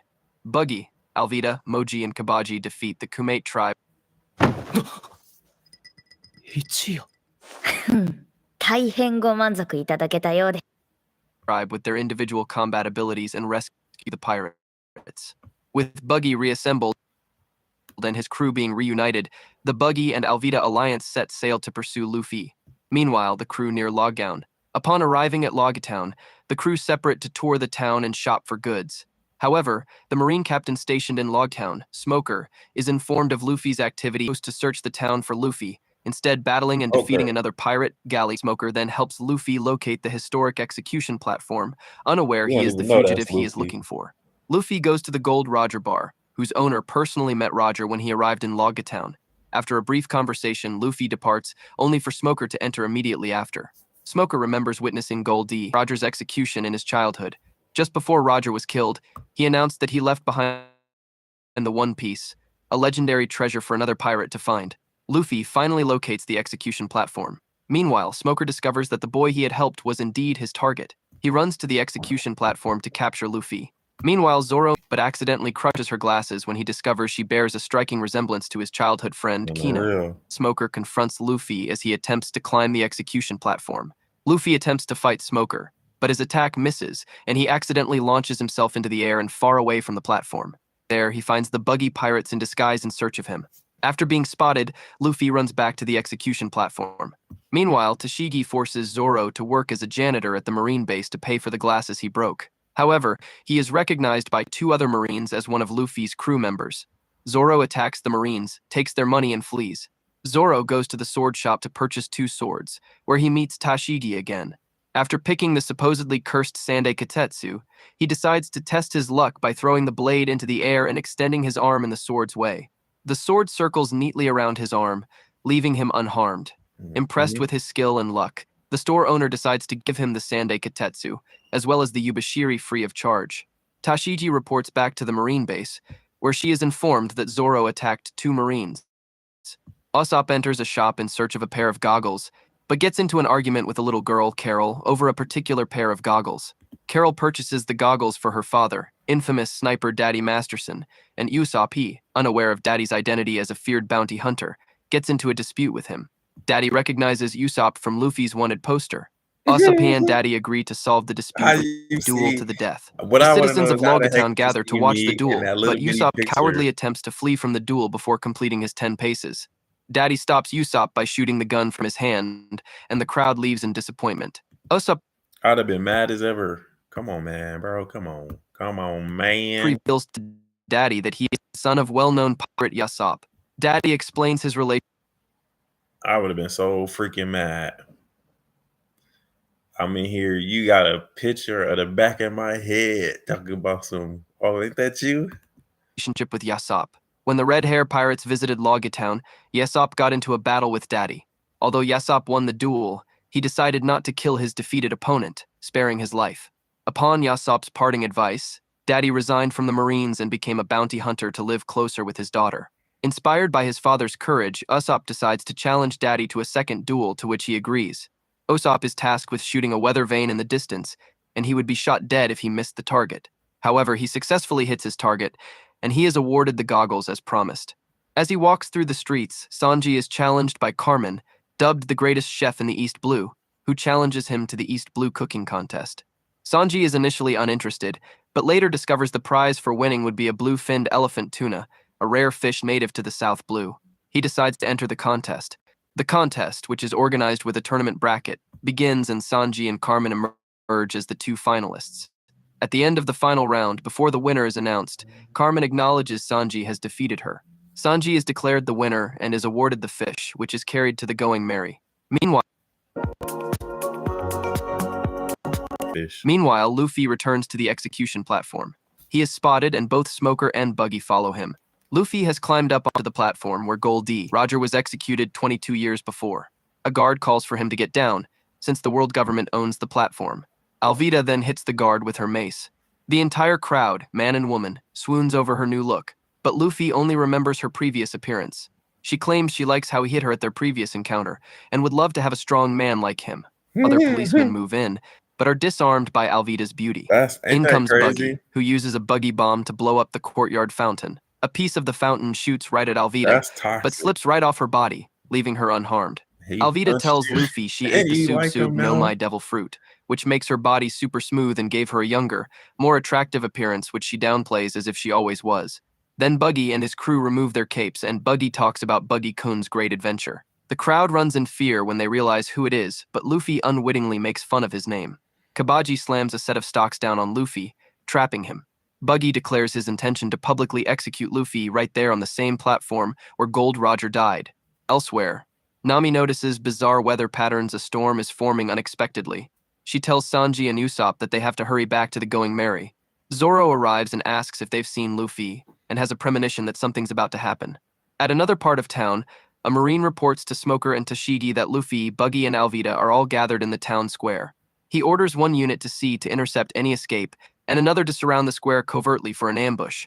When the other Straw Hats hear what Buggy has planned for Luffy, Zoro and Sanji run off to rescue him, leaving Nami and Usopp to take their supplies to the ship. When he surveys the scene at the square, Smoker thinks how pathetic Luffy looks. He decides to wait with his men and allow Buggy to take care of Luffy before swooping in. Luffy freaks out when he realizes he's about to die. Nami tells Usopp this storm is going to be big. If the Marines stop Luffy and Buggy during the storm, they may not be able to escape. Marines are already preparing to raid the harbor of any pirate ships. But the Going Merry is more in imminent danger from Moji and Richie, who guess which ship is Luffy's based on the Jolly Roger with the straw hat on it, intent on burning it to ensure Luffy can't escape if he manages to evade execution. Back at the square, Luffy drones for mercy as if bored. Given a chance for last words by Buggy, he declares that he will be the Pirate King. Those forced to stay and watch stand in shock. This buys time for Zoro and Sanji to arrive. As they fight through Buggy's and Alvida's men, however, Buggy swings the sword. Tashigi is shocked to find that Zoro is in league with a pirate. Sanji is too far away to kick the platform down. Smoker prepares to give the order to attack when Luffy's head falls. As the sword comes down, Luffy calls out to his crew. Smoker notes that Luffy has a huge grin on his face, but right before Buggy's sword touches Luffy's neck, a bolt of lightning strikes him in the execution platform. The platform catches fire and collapses, and Luffy's hat flutters down to the ground as rain begins to fall. Standing unharmed by Buggy, who has been electrocuted, he laughs at his luck. Sanji asks Zoro if he believes in God now. As the shocked crowd just stares at him, Smoker gives the word to attack, and Luffy, Zoro, and Sanji make a run for it. As they are pursued by Marines, Smoker thinks about Luffy smiling. He thinks Luffy couldn't have known Zoro and Sanji would save him. He immediately thought of Roger. Luffy acted exactly the same way Roger did at his execution. Unit 1 was grounded because the rain ruined their gunpowder, and the new wind with the present storm would be a tailwind for a ship. But elsewhere on the island, a man in a green hood with a large facial tattoo walks through the streets, saying the storm of fate has arrived. After escaping death by luck, Luffy, Zoro, and Sanji head for the Going Merry, but Buggy and Alvida are in pursuit. Before the duo can take off, they are captured by the Marine escape. On the way, Tashigi appears and challenges Zoro to a duel for lying to her. Zoro points out that he didn't lie, he just didn't tell her. Nevertheless, Zoro and Tashigi clash swords. Usopp reached the Going Merry as Moji was about to burn it down. Before Moji can properly fight Nami, the Marines catch up and shoot at Moji. Nami and Usopp take this opportunity board the Going Merry and set sail. At the same time, Luffy and Sanji run into Smoker, who plans to catch Luffy. Sanji goes on, while Luffy and Smoker engage in battle. Luffy's efforts to defeat Smoker are knocked back, however, and Smoker seemingly defeats him. but a mysterious figure stops Smoker and releases a strong gust of wind, thus giving Luffy time to escape. As Zoro also flees, Sanji reaches the shore, but is surrounded by the Marines. Spoiler alert. After this, Usopp uncharacteristically risks his life by diving into the sea, That's shooting down the guy in Marines with his green slingshot, and finally is swimming to Sanji. Luffy and Zoro catch up. Luffy dad. Luffy then uses his Gomu Gomu rocket to propel Sanji, Usopp, and Zoro to the Going Merry. Smoker, Tashigi, Buggy, and Alvida decide to was chase gonna them to the kill him. Grand Line as they gather up in different Or teams. at least lock The him Straw up. Hat crew is ecstatic to go to the Grand Line as they all make their vows before setting sail. All right, let's take a quick breather. We've seen Luffy recruit his first crewmates take on Arlong and begin his journey to become king of the pirates. But what's your favorite moment from the East Blue Saga? Was it Zoro's epic showdown with Mihawk or Luffy's clash with Arlong? Let me know in the comments. And hey, if you're enjoying this journey maybe through that One was the Piece end of so far, season don't one. forget to hit that Maybe like that was the button and official end of subscribe. We've season only one. just started, I just and know there's so much Arlong more was- adventure to come. 久しぶりだな。 I'm gonna keep this great, right quick. Have something to eat and come back. The episode opens with the Straw Hat pirates riding down Reverse Mountain into the Grand. Okay. I will be right back.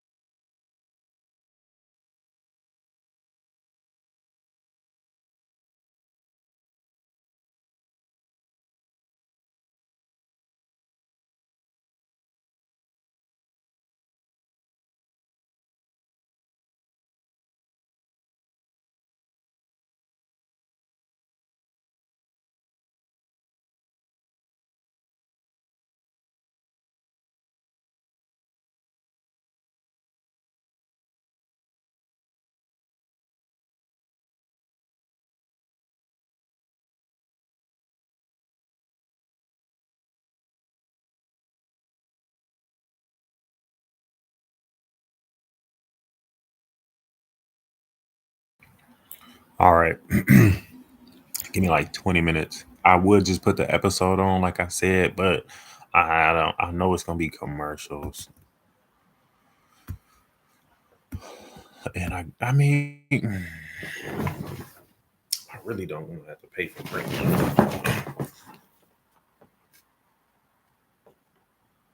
Don't want to, but let me see something.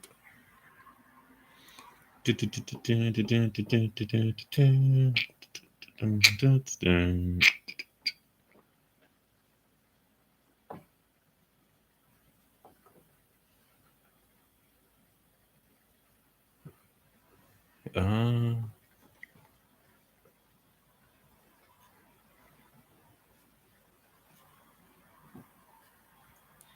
how do I?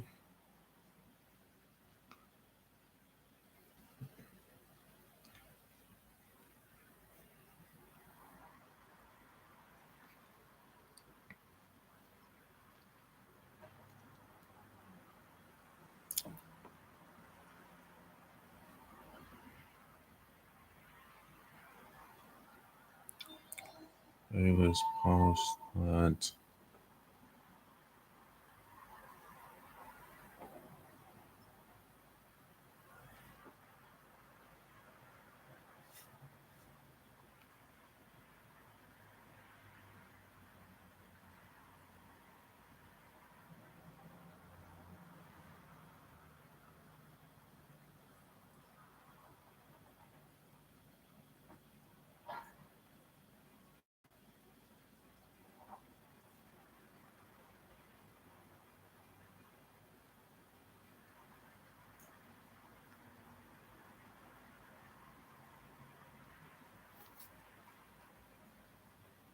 No, that's not it. How do I just get free? How do I go?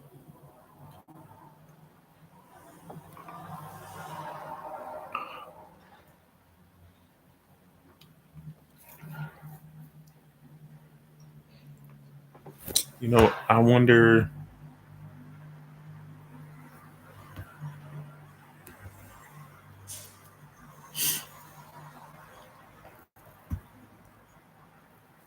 I don't know how. I'll just be back. By the time I try to figure it out, I could have been gone and came back.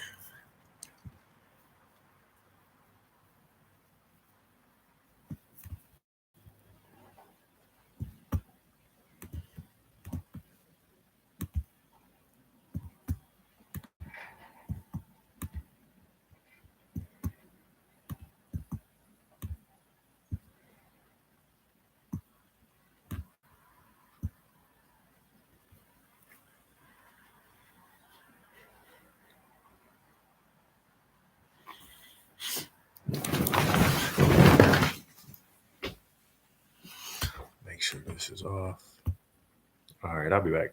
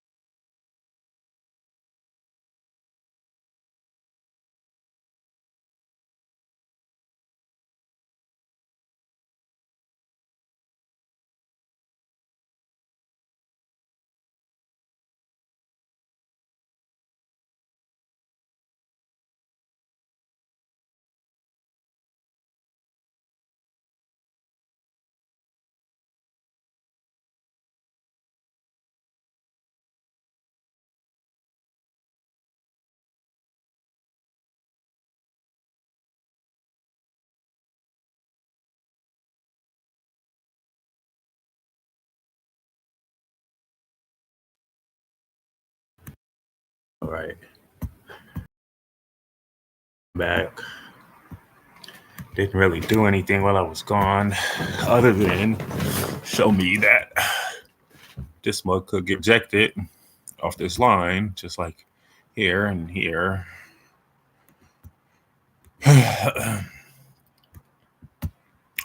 Hopefully it'll use this line as a support.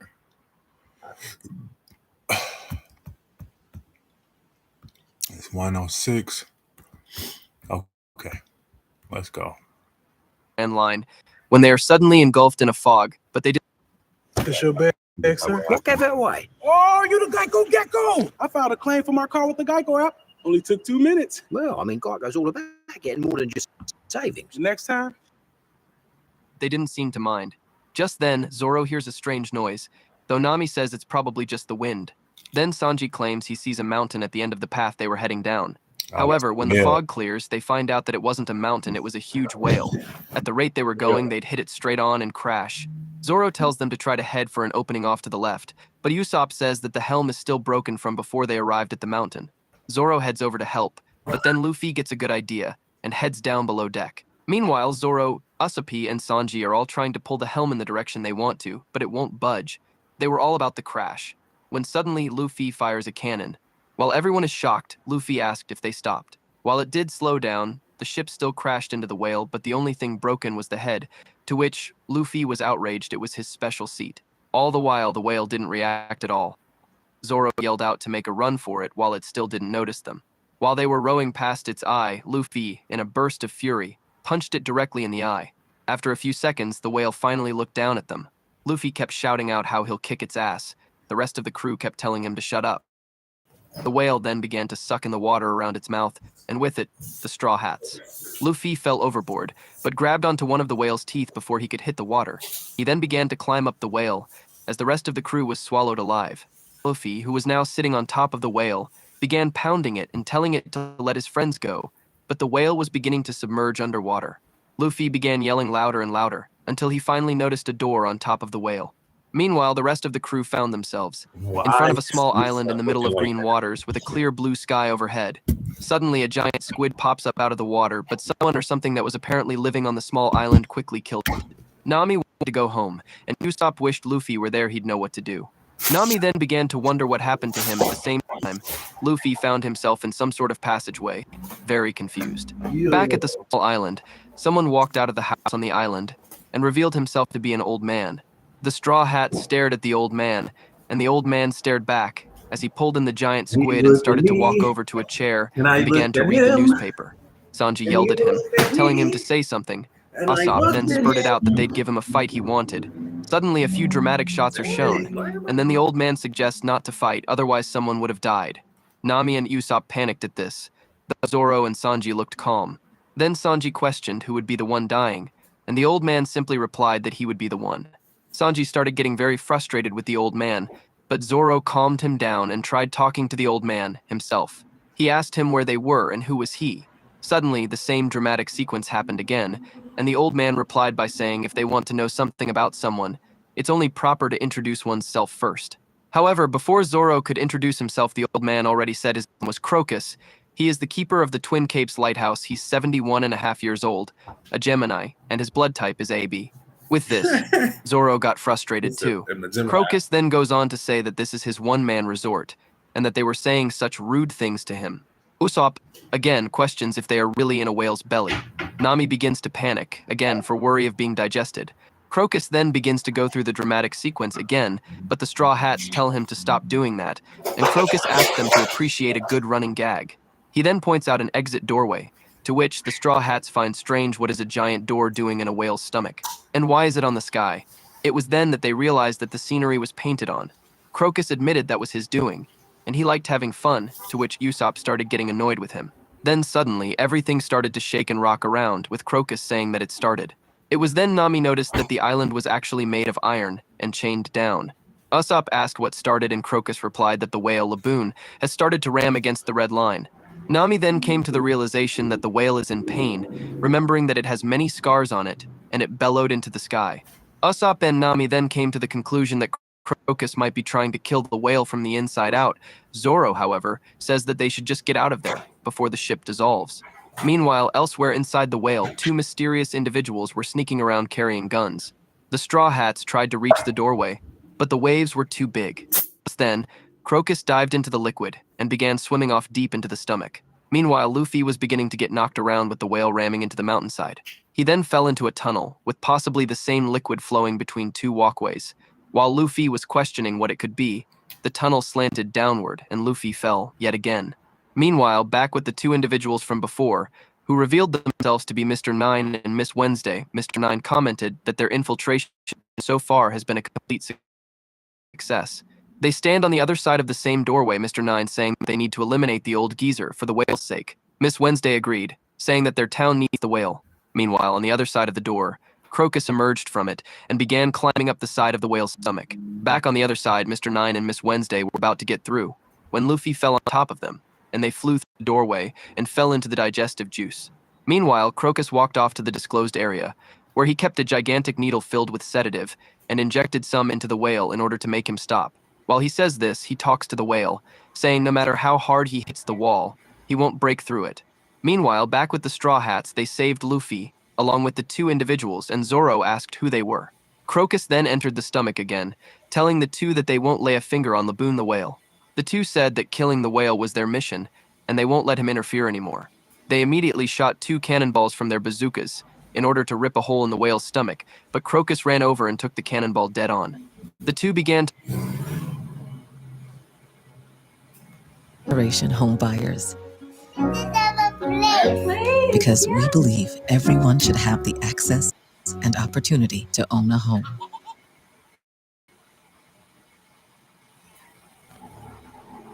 He's a massively multi-fortune life. to laugh at him, saying that they'll kill the whale to feed their town, when Luffy suddenly knocked them both out cold, saying he just had to hit them. Later on, Crocus thanked Luffy for helping him, but Luffy said he didn't help, he just didn't want to see that happen. Nami asked who those two were and what they were doing inside the whale. Crocus explained that the two were from a nearby town and they want the whale's meat, saying that Laboon the whale could feed their town for 2 to 3 years. He also explained that Laboon is an island whale, which inhabit the West Blue and are the largest species of whale in the world, that he is a whale with a heart like a person, and the episode ends with him has been waiting for a certain group of pirates for 50 years. Crocus began to wish to bring the young whale in their dangerous journey and wanted to leave it in West Blue, where it originally inhabited, but it had followed the pirates on their journey. To Laboon, the pirates were like its own family. The Rumbar pirates stayed in the Reverse Mountain for a few months to repair their ship, during which Crocus became friends with them. Once they were ready to leave on their journey, they asked Crocus to look after Laboon and left him in the cave of Crocus promised him to return back after 3 years. The captain of the ship asked Laboon to wait for them, and they finally understand why Laboon has been bellowing and ramming his head against the wall. Crocus revealed that he is a doctor and has been treating Laboon's wound from the inside. Luffy immediately asks him to become the doctor of his crew, to which Crocus declines, reasoning that he is no longer as young as he used to be. Crocus finally let them out of Laboon through a tunnel, and the Straw Hat pirates briefly discuss on the possibility of the Rumbar pirate. Crocus, however, says that the pirates possibly ran away from Grand Line and will not be returning back for Laboon. The Straw Hat pirates further discuss that the pirates running away and not fulfilling their promise of coming back for Laboon question Crocus why he did not tell Laboon about the pirates' betrayal, as he is perfectly capable of understanding human speech. Crocus tells them that he indeed tried, but the whale refused to listen to him. Sanji tells him that since Crocus himself got betrayed, Laboon should not be his problem anymore, but Crocus tells him that he is not going to let the whale die as he has forged a certain relationship with it. Suddenly, Luffy breaks the mast off Going Merry and strikes the whale with it. Laboon retaliates and begins fighting with Luffy. Luffy stops the whale and declares that it is a draw between them. Luffy labels Laboon as his rival and promises to have a rematch with him after they had completed their journey. He then asks Laboon to wait for him and not to heal himself as they will be fighting soon. Luffy then paints a Jolly Roger on Laboon's face. Miss Wednesday and Mr. Nine escape from the Straw Hat pirates' ship, but they drop their log pose, which Luffy picks up. They decide to return back to their boss as the time limit to their mission was over. Suddenly, Mr. 13 and Miss Friday, the Unluckies, fly over them and drop a bomb on them. Nami discovers that the usual compass and common sense does not work on Grand Line because of the magnetic fields of various minerals found on Grand Line. Crocus says that they need to have a log pose in order to advance on their adventure. Luffy reveals that he found a log pose on the ship. Crocus then tells them that Logpose readapts to the magnetic field of the various islands and will point them in the right direction, which when followed eventually leads to Laughtail. Usopp questions if the One Piece is there, to which Crocus replies that only one man and his crew has ever reached there, the pirate King Gold D. Rogerin mentions that One Piece is a myth and no one really knows if it exists or not. Luffy reveals that they will know for sure when they reach there, so it does not really matter. While they are conversing, Luffy eats all the food and Sanji kicks him for not saving any for others. The log pose suddenly breaks and Nami kicks both. Crocus says that he would give his log pose for saving Laboon. Later, Laboon brings out Sanji, Luffy, Mr. Nine, and Miss Wednesday out of the sea. Mr. Nine and Miss Wednesday requests to go on a journey with the Straw Hat crew to Whiskey Peak, their homeland. Crocus tells the crew to leave them be for trying to hurt Laboon, but Luffy agrees to take.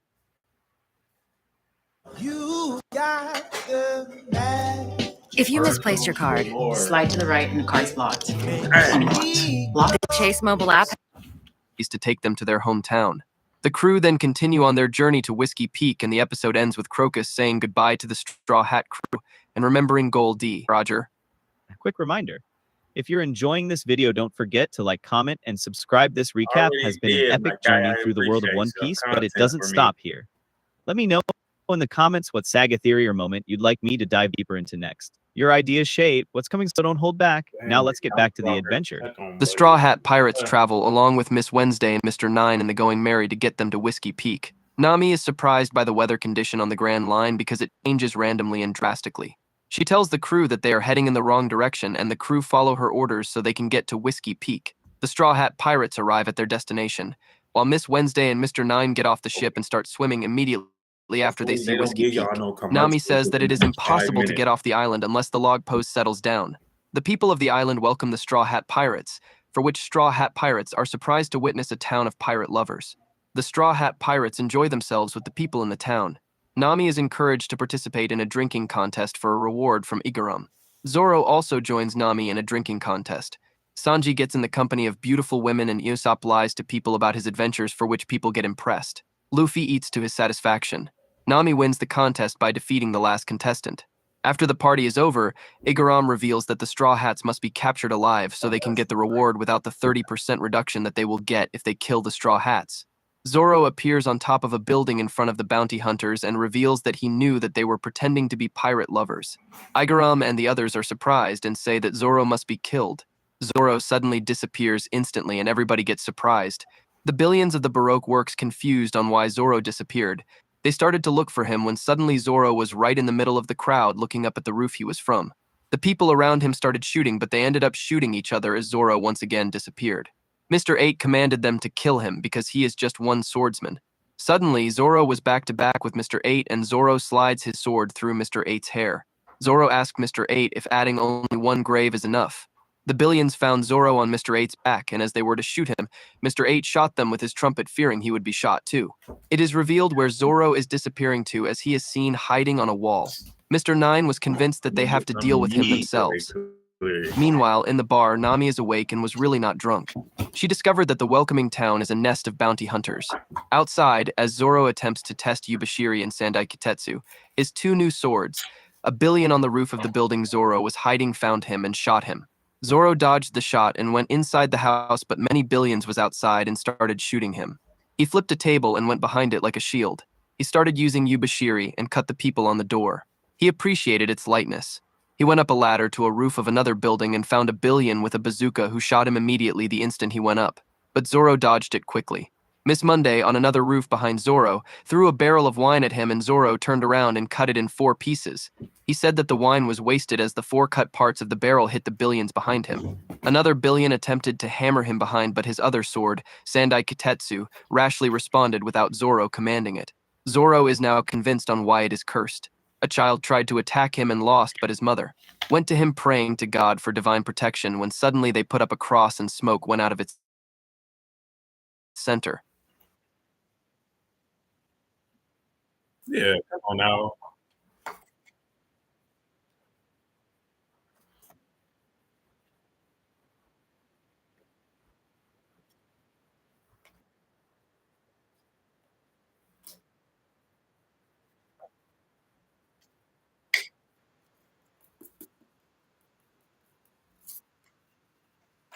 Oh, this one? No. It can be when Vivi showed up.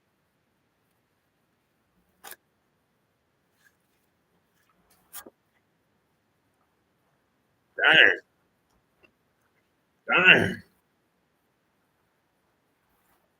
Oh, it is. It is Vivi and them.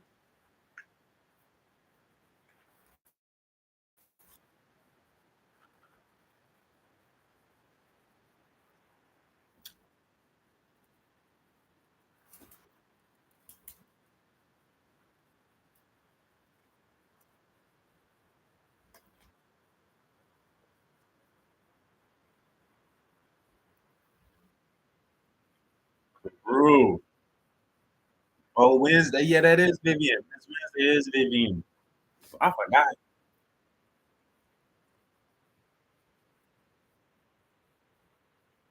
My bad. I'm gonna get some spoiler alerts watching me.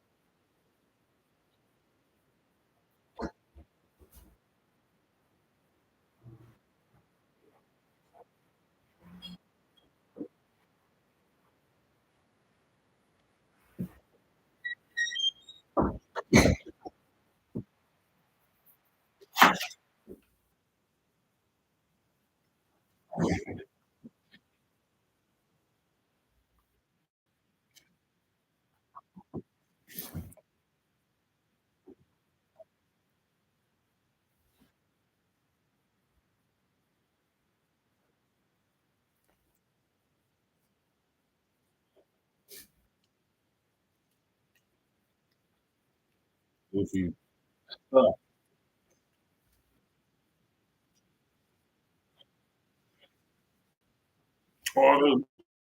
to do.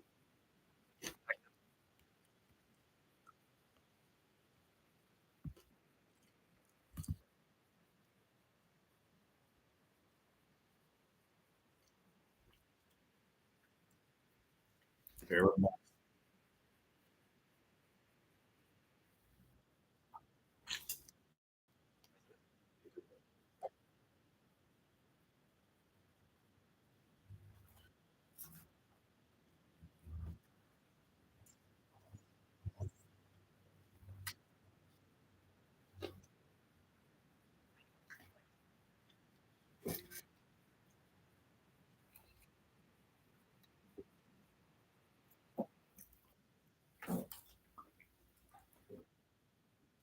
And I don't understand. Wait on me. And I don't understand.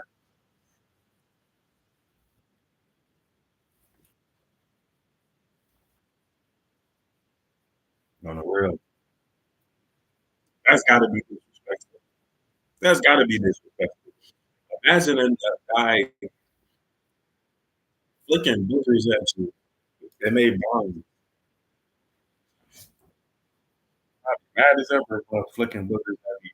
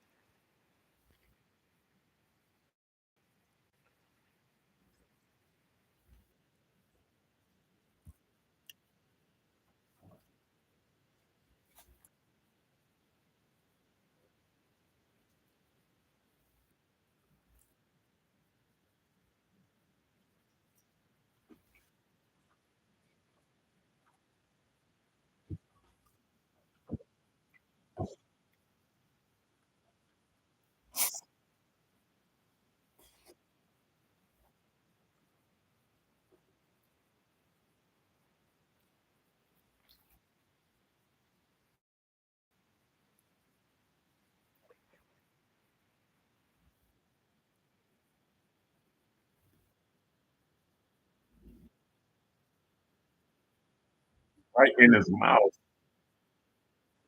I'd be pissed.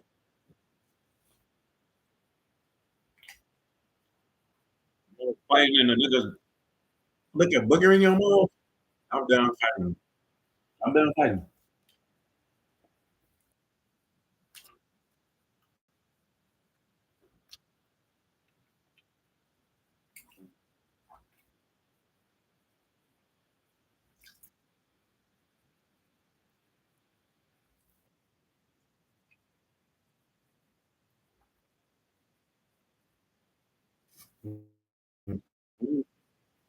Get up out of here.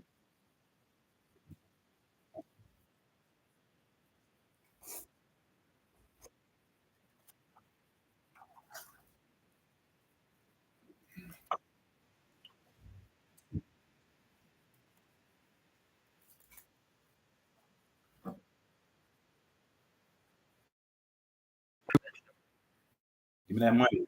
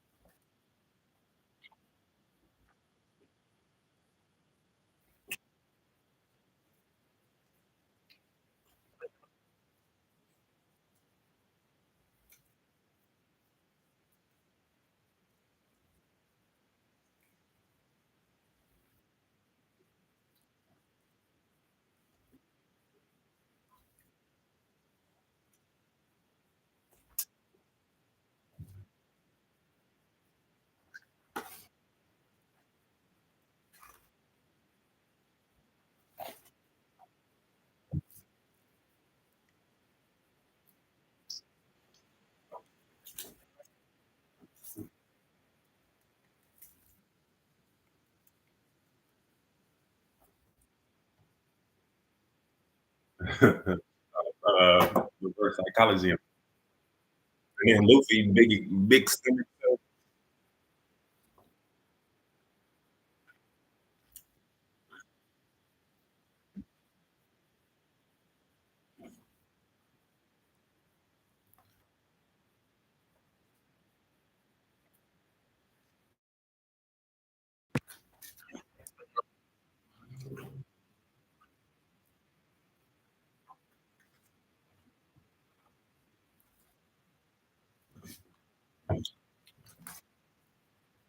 Pissed.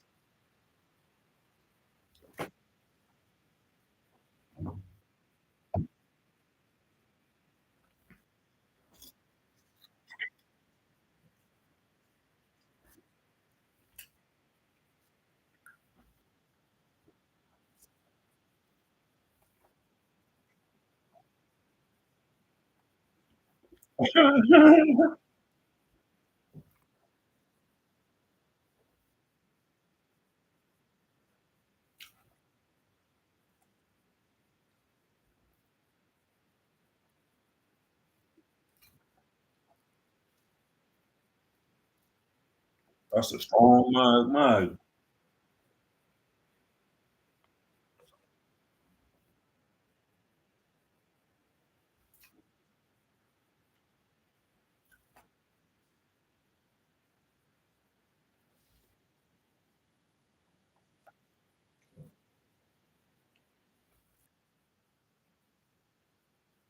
It's Monday. WWE fighters.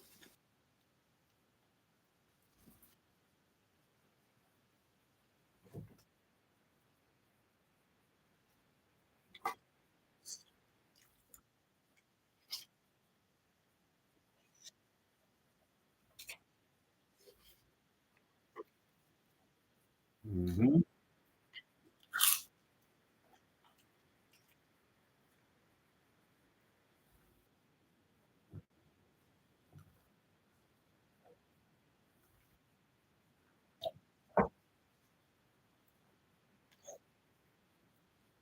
Dang.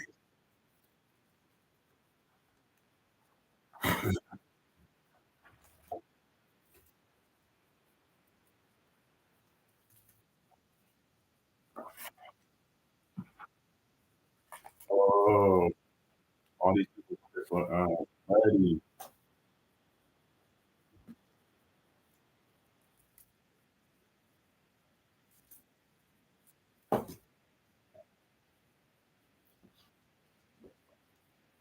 I'm like, dang, you gonna help me?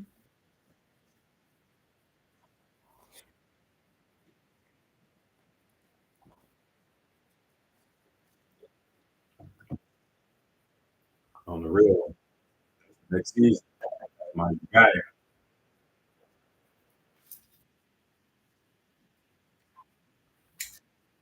Or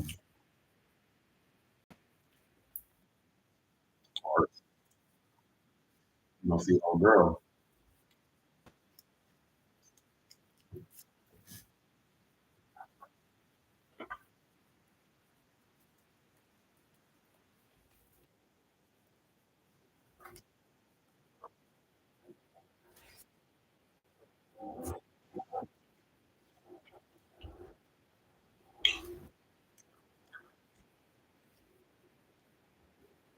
I got some food.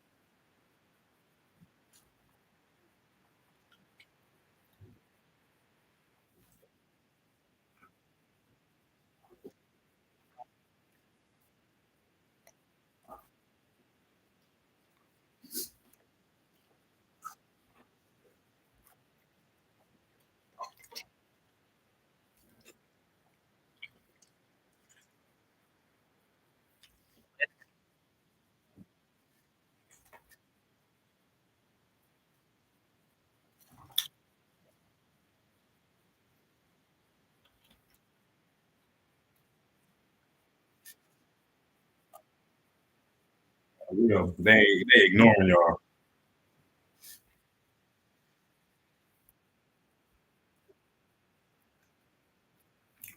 On her face.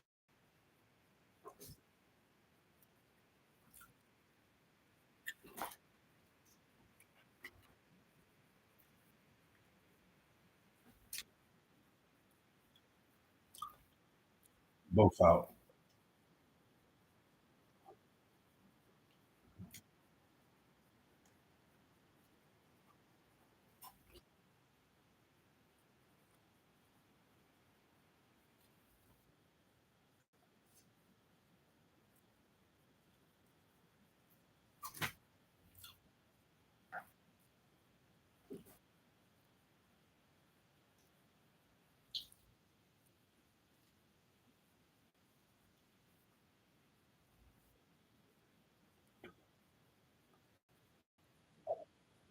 Crocodile.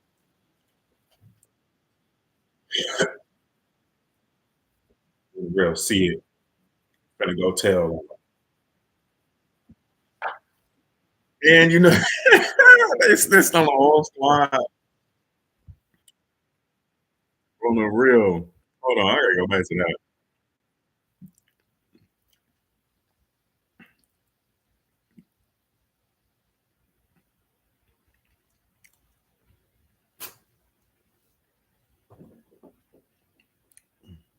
Dang. guess I ain't gonna be able to go back to the right time.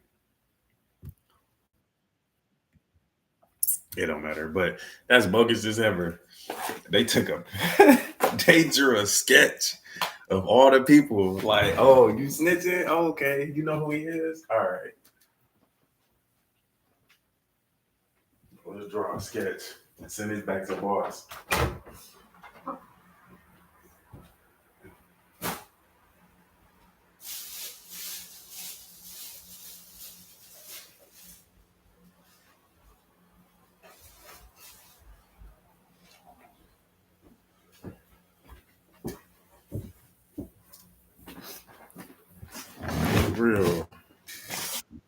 Real quick.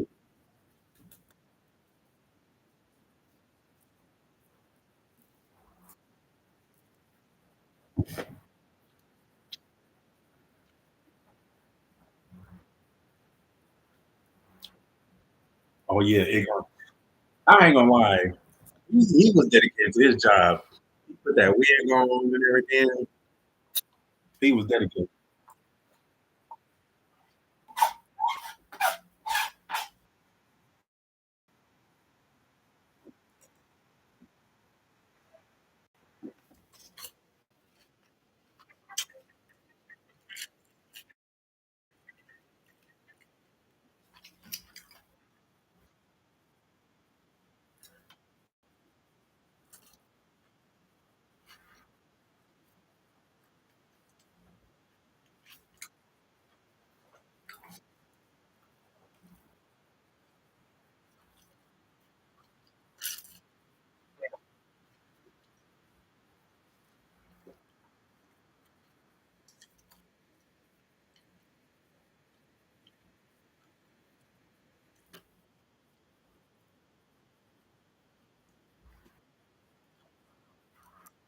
Oh, Robin.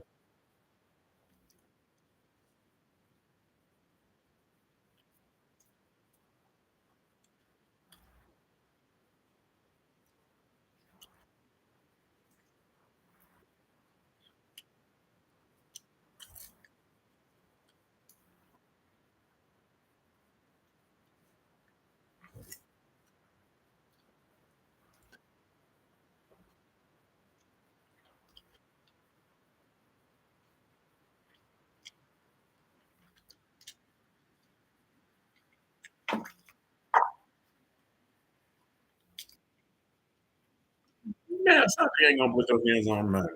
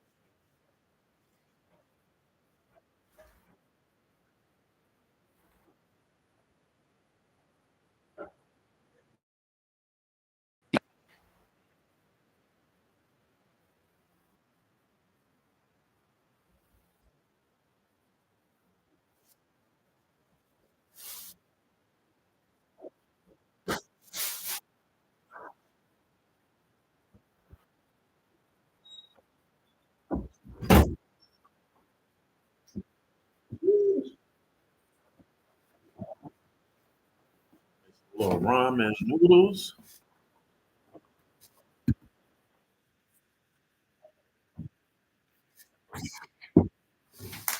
Oh,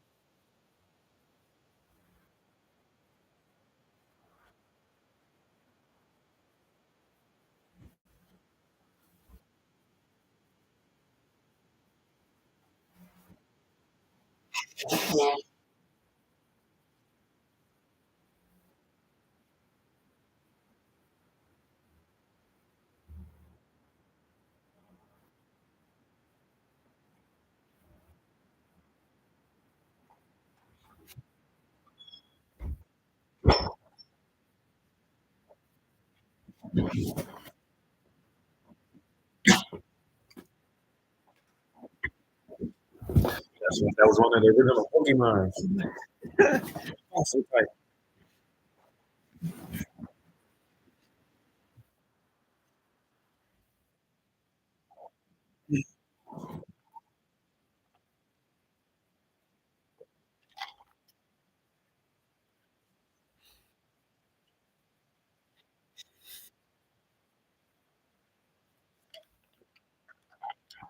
Bragi, Bragi and Dory.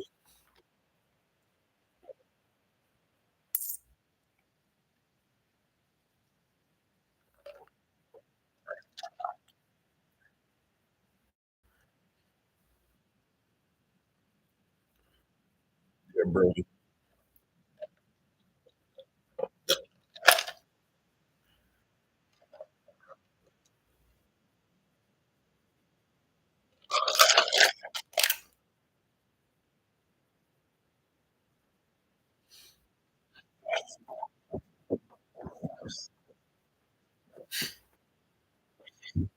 Dory.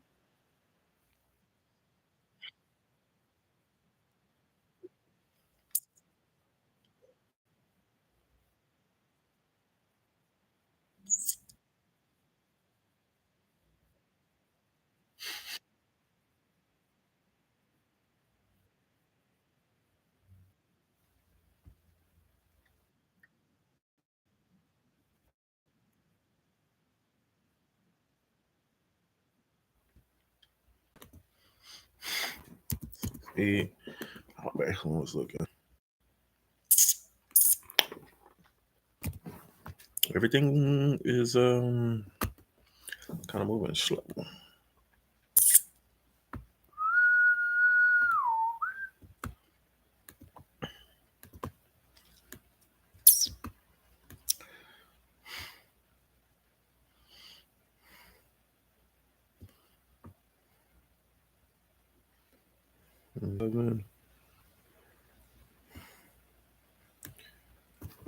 Mm. Nah, this is already like 1:30. It could, but oh, oh, oh, oh, oh, oh, oh, oh. I miss you, baby.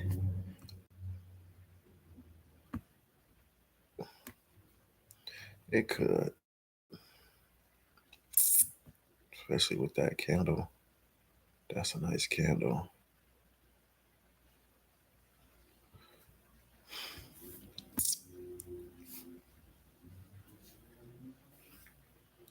All right.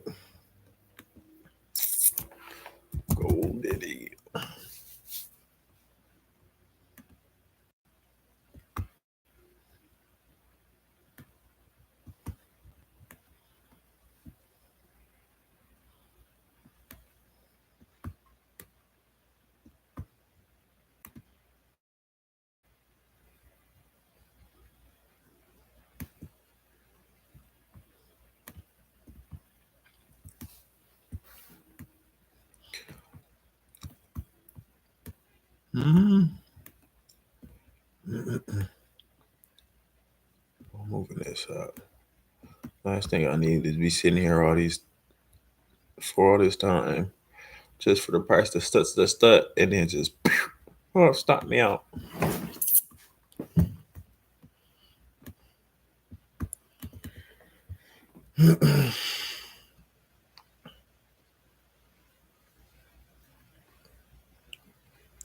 Because I'm already not liking the fact that it's just been like, look at this. Look at how it's struggling just to get from here to here. Because like, okay. From here to here for 57, let's say 60 ticks. Normally don't happen like that. You know what I'm saying?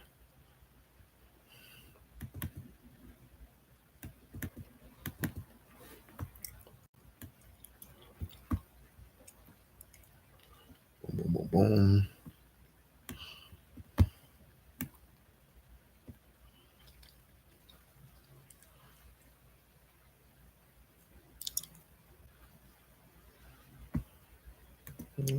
One minute.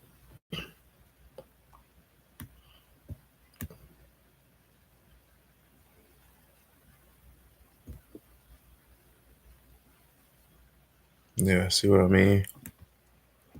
Sit there for all that time and the price could just go against me.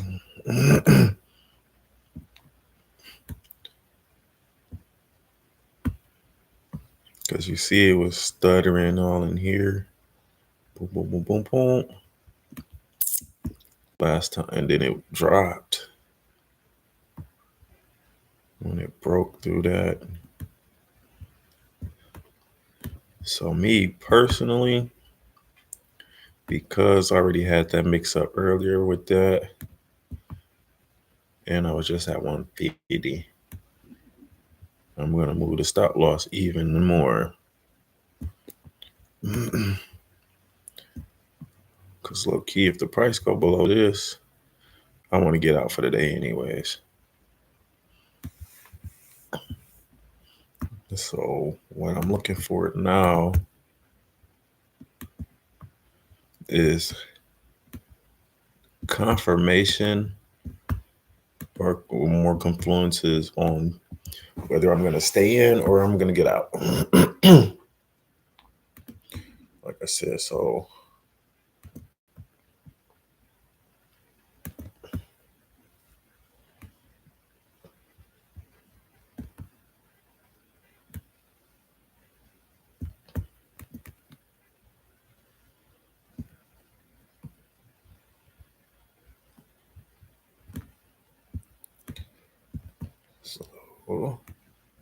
I'm going to move this to break even, so I can't lose more than this 500 that I'm at. I want to get a notification for this, but I did not. I ain't gonna lie, I ain't checked the tutorial to see how to do. You know what? Oh, actually, I take that back. Oh, maybe not. This is just draw the line. It don't say set the alarm. And I just put 2 of them there.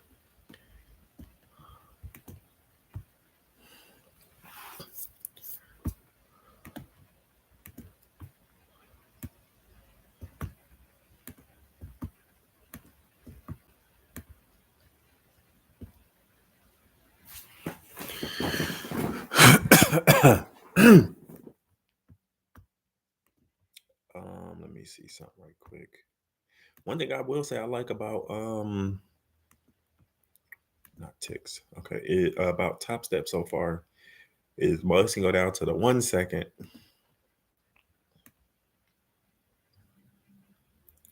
Okay, so this is down 390. I'll just put it so I got a little profit to 7. 12 is fine. 12 put me at 480 and 22 cents minus fees.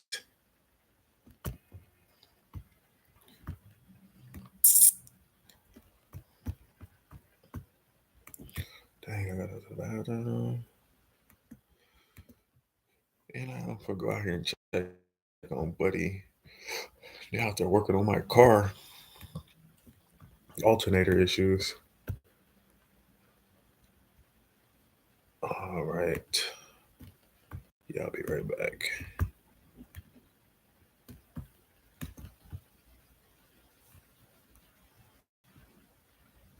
Oh, snaps. Y'all on here? Because obviously it kept playing. I thought it was on commercial over here in the mug.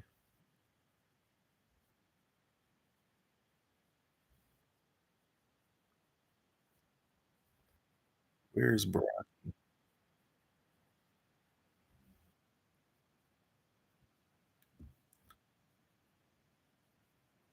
Okay, I'll be back up. As the time being, Sanji nearly gets eaten and has been able to migrate from the island and inhabits the island. Just as Nami and Usopp see someone gigantic approximating the Going Merry through breaking trees across the forest, they start crying.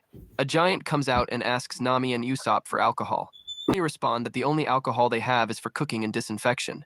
The giant screams in pain because he just got bitten by a T-Rex from the back. He chops the T-Rex head and introduces Oji, claiming to be the strongest warrior of Elbaf. He also calls Nami and Usopp as guests, but, frightened, the two play dead. Elsewhere, Luffy and Vivi are exploring. Luffy comments the view on top of the Brachiosaurus and says he wants to have lunch in there. Luffy then starts to play along the necks of the Brachiosaurus and gets eaten by one of them. A giant slashes the neck of the dinosaur and catches Luffy with his hand and tells him he has been watching him. The giant introduces himself as Dory, Elbaf's strongest warrior. Luffy introduces himself, Vivi, and Karoo before Dory invites them to his home. Brogy takes Usopp and Nami to his place, where he is roasting dinosaur meat to treat them as his guests. They, however, fearing to be eaten themselves, try to escape through the jungle. Either way, after being chased by larger and larger predators, they end up back at Brogy's feet. Back to Dory, he tells Luffy, Karoo, and Vivi that he is engaged in a duel that has lasted 100 years. Whenever the island's central volcano erupts, the two face each other in combat. Meanwhile, in the jungle, Mr. 5 and Miss Valentine join forces with Mr. 3 and Miss Goldenweek, who plot to earn the giants huge bounties. Usopp, who is immensely impressed with the giants' fight, decides to strive to be like them and starts calling Brogy master. After their fight, which, like thousands before it, ends in a draw, Dory receives 2 barrels of alcohol from Brogy, which he obtained from Nami and Usopp. When Dory later drinks it and it badly injures him from within, he accuses the Straw Hats. Left with no choice, Luffy fights the weakened giant and knocks him out. Unbeknownst to the crew and giants, the contents of one of the barrels has been rigged to explode. However, by the time of the next eruption of the center volcano, Dory gets back up and heads into battle, knowing his chances to be low. Ignoring the fact that he's badly injured, Dory puts a gigantic rock on top of Luffy to prevent him to interfere in his fight with Brogy. Then, the two giants meet and start to fight once again. Zoro finds Nami in the middle of the forest, but he suspects that it's not all right. Nami finds Luffy, but she's immediately attacked. Usopp, left alone in the forest, screams in panic and runs until he reaches Vivi and Luffy. Vivi suspects that Baroque Works is responsible for the disapparitions and for the sneak attack with the barrel. Mr. 3, in fact, has planned to make Brogy defeat Dory, and some minutes later it really happens. Brogy, not knowing the help received, bursts in tears, but Mr. 3 immediately blocks his legs with a strange substance. Mr. 5 and Miss Valentine reach Dory's base, bringing Karoo with them. They found him and hit him repeatedly. The 2 officer agents quickly defeat Usopp and Vivi. After explosively beating down on the still-trapped Luffy, Mr. 5 and his partner take Vivi to the giant's duel site, where Mr. 3 is busy further restraining Brogy with his wax. After that, Mr. 3 creates a large cake-shaped pedestal upon which Vivi, Nami, and Zoro are placed. On top of the pedestal, he creates a rotating platform upon which he places several large candles which spray wax over his prisoners, slowly turning them into wax figures. Then he explains to Brogy how he manipulated their duel, causing the giant to burst out in anger and break his restraints. However, before he can completely free himself, Mr. 5 knocks the giant out with several explosions and Mr. 3 renews the restraints. Meanwhile, Karoo digs Luffy out from under the rock. The bird, Luffy, and Usopp arrive at the scene. Just as Zoro attempts to free himself by cutting off his legs. Mr. 3 decides to fight Luffy, because he suspects that Mr. 5 and Miss Valentine are not strong enough, so he orders them to defeat Usopp and Karoo. Mr. 3 blocks Luffy's feet with his wax, but the young pirate uses it to destroy a portion of the construction that is killing Zoro, Nami, and Vivi. While doing this, the wax around his feet breaks, But the transformation of his friends and statues accelerates. Luffy tries again to destroy the giant candle service set, but Mr. 3 defends his creation with some candle walls. Even Usopp tries to destroy the giant candle service set with an exploding star, but it is eaten by Mr. 5 without any problems. Luffy defeats Mr. 3, and so he can free his friends, but he decides not to do it. Miss Goldenweek, in fact, has used her ability, Color's Trap, to hypnotize him. Luffy is standing on a paint which orders people to betray friends. Vivi uses a trick to make him go outside the symbol, but Miss Goldenweek draws another symbol on his back and Luffy starts to laugh. Usopp and Karoo, running away from their pursuers, hit Luffy and partially delete the symbol. Luffy is now free from the hypnosis, but is immediately victim of another one that blocks him from saving his friends. Usopp runs away from Mr. 5 and Miss Valentine and comes back to Luffy, but it seems that it is too late for Zoro, Nami, and Vivi. Once back at the pedestal, Usopp finds Luffy drinking tea with Miss Goldenweek, while their friends are already completely covered in wax and their time is running out. He burns Luffy's shirt, upon which Miss Goldenweek had painted, using a flaming projectile. Luffy, again himself, attempts to destroy the pedestal but is interrupted by the returning Mr. 3, who creates himself a candle champion. Usopp is finally struck down by Mr. 5's explosive shots, but is still able to make Karoo run around the pedestal dragging behind it a rope, which Usopp soaks in flammable oil just as Miss Valentine begins to crush him with the intent doing it fatally. Luffy then grabs Mr. 3 at his burning, 3-shaped hairdo and uses it to inflame the rope, burning the large wax structure and freeing the others. As they emerge from the flames, Miss Valentine's wicked smile turns to horror when she sees Nami and Vivi freed and is defeated, and Zoro makes quick work of Mr. 5. Luffy and Karoo chase after Mr. 3 and his partner and defeat them, respectively. Meanwhile, Sanji stumbles upon a candle house, which is Mr. 3's hideout. Suddenly in the house, Sanji receives a call via Eden Den Mushi from Mr. Zero. Once Sanji realizes that he is talking to Mr. Zero, he pretends being Mr. 3 and convinces the warlord that he has eliminated Vivi and her Straw Hat's escort. During the conversation, Crocodile's messengers, the Otter and its partner, the Vulture, called the Unluckies, arrive to deliver an eternal pose, leading to Arabasta, to Mr. 3. They attack Sanji, but he kills them. To justify the noisy interruption, Sanji tells Mr. Zero that one of the Straw Hats was still alive. Crocodile tells him to return to Arabasta, and after the conversation, he orders Miss All Sunday to order Mr. 2 to intercept and eliminate Mr. 3 en route, while Brogy mourns the apparent death of Dory, creating a rainfall of tears. Dory suddenly wakes up, much to the shock of everyone. Dory concludes that, after 100 years, Brogy's axe had gotten dull and only blacked him out. Using the eternal pose to guide them, the crew set. He needs the talking points before he leaves. Now. Copilot, create talking points using this briefing.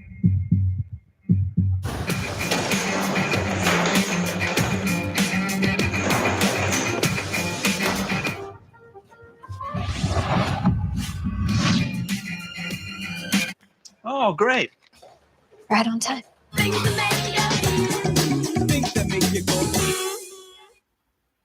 At Pick and Save Pharmacy, we accept most insurance plans, so you can get flu, COVID, and RSV vaccines at no cost to you. No appointment needed. Get vaccinated to help protect yourself and those you love. Pick and Save, a world of care is in store. The crew sets sail. Dory and Brogy see them off, and, to thank them, they use their worn-out weapons to kill the Island Eater as it attempts to feed on the Going Merry. After killing the Island Eater with Haku, the weapons of the two giants break and they try to remember why they were dueling for about 100 years ago until their signal for battle activates. It is revealed they were captains of a crew of giants who battled anyone who opposed them. After they each killed a Sea King, a little girl asked which one was bigger. This caused the two to head to Little Garden and compare sizes, and they remained on the island and dueled to decide which was bigger ever since. Back to the Going Merry, Usopp starts talking about how he would like to go to Elbaf someday, and Luffy agrees to that, so they dance while singing until they almost fall overboard. Meanwhile, Nami starts to feel tired and asks Vivi to watch the eternal pose leading to the Arabasta kingdom for her. Vivi then remembers how she must not die if she wants to save her kingdom. Sanji gets out of the kitchen telling Vivi to not push herself too hard. As she has him, he then offers Vivi and Nami some appetizers and asks for their beverage of choice. Luffy, Usopp, and Karoo's mouth are watering, and Sanji, in a mad way, tell them that theirs are in the kitchen. Zoro is seen in the back of the Merry doing half-ton weights and saying to himself that he is weak, as he could not save every one of the Tokudai candle service set. On Sandy Island, an alarm sounds to let Mr. Tubon Kure know that his crew is ready to depart. Back to the Merry, Nami's condition gets worse when she suddenly faints after telling Vivi she was going to lay down. After talking with Vivi, Sanji, Karoo, Usopp, and Luffy, Nami gets out of the room pretending her condition to be okay. Nami asks Zoro why he did not watch the pose and advert her of the change in the course. She predicts that an atypical wind will catch in their way if they keep going straight. While it's snowing, Nami is in bed and Vivi is taking care of her as Sanji and Karoo freak out. Zoro sees a man standing in the sea and lets Luffy and Usopp know. The Blyking emerges from the water and the Blyking pirates board the Going Merry, surrounding Luffy, Zoro, Usopp, and then Sanji when he comes out. Wapol is seen eating a meat stick, but instead of a stick, he uses a sword. He also eats the sword and the crew is surprised. A member of the Blyking pirates reveals Wapol ate the Baku Baku no Mai so he can eat everything. Luffy gets mad Gomu no Rocket. As the Blyking pirates retreat, someone keeps yelling at them to remember them. A flashback of a marine ship several days ago is seen. A subordinate informs Captain Smoker about a signal being intercepted. Smoker calls Tashigi and they listen to parts of the conversation between Mr. Zero and Sanji. Smoker and Tashigi discuss and plan to go to Arabasta. In the Merry, Luffy tries to cheer Nami up but fails. The crew drops anchor for the night as they cannot navigate without Nami's instructions during the night. Everybody is asleep in the room where Nami is when she suddenly wakes up and sees almost everyone and smiles. She then lays down again. At the same time, Sanji is on the top of the ship, making guard. In the morning, Usopp starts hammering and Sanji wakes up. Vivi explains that the climate may be cold because an island is nearby. She then proceeds to explain the island climatic types. Sanji spots an island and notifies the crew. A quick reminder, if you're enjoying this video, don't forget to like, comment, and subscribe. This recap has been an epic journey through the world.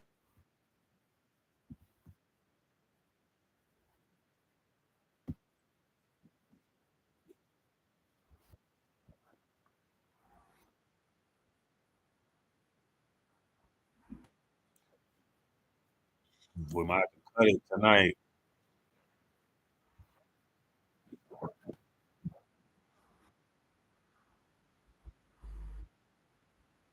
Oh, let me pause this for y'all.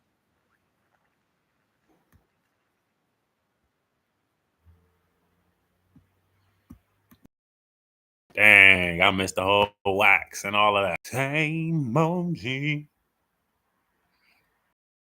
Honey up there.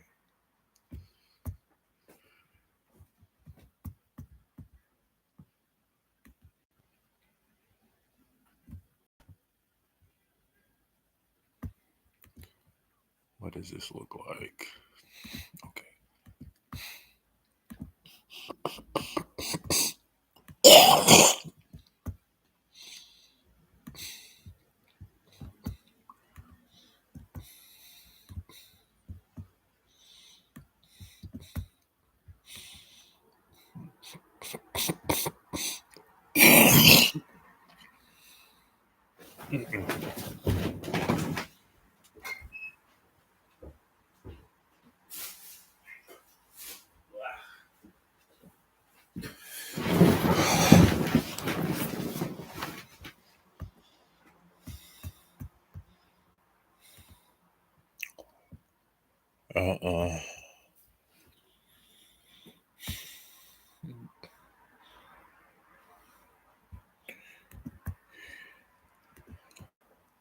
All right. I got to decide if I have to get out on this now or in a little bit.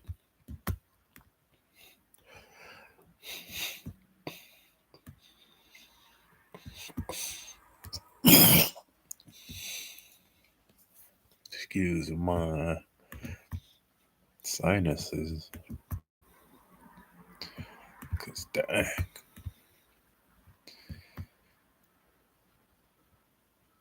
Yeah, what would this be? 72.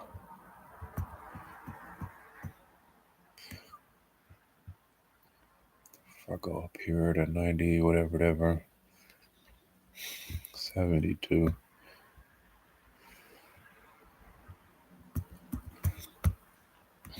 I want to kind of be underneath these candles. The 3-minute should be enough to really see.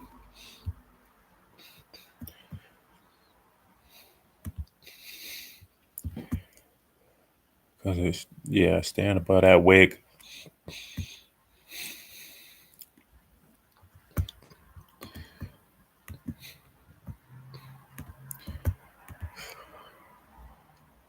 right there.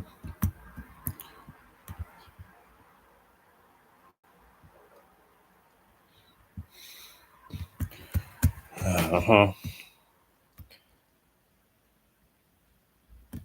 78.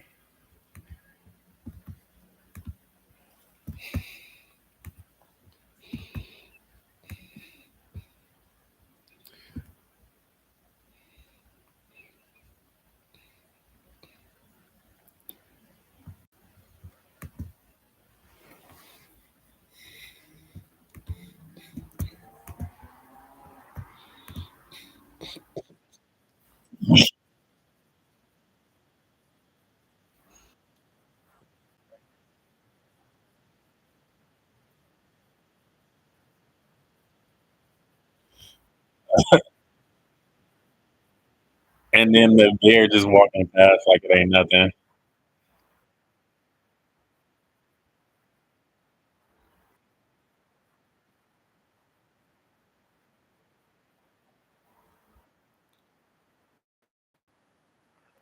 Okay.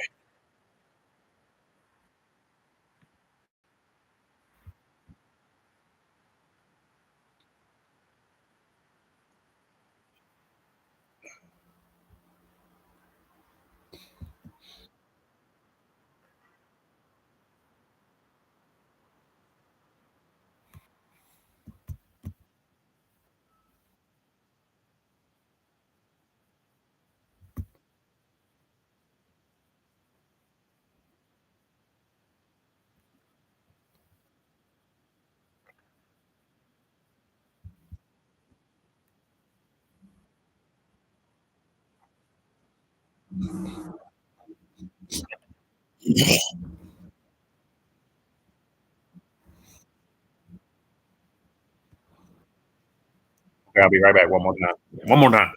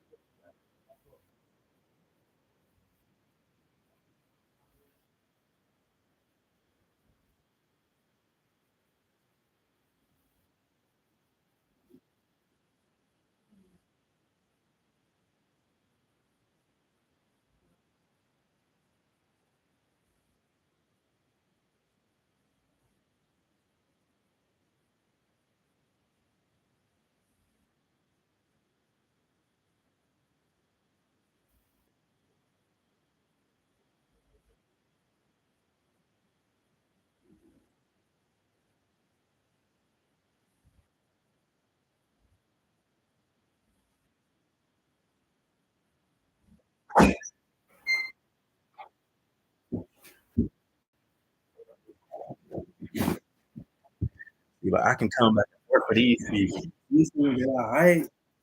But the fight scenes ain't here yet.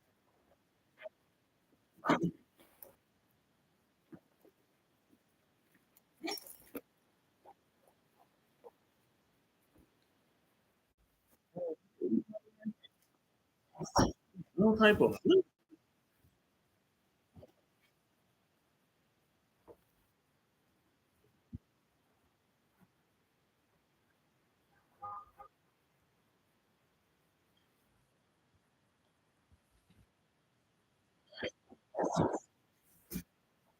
Yeah, okay.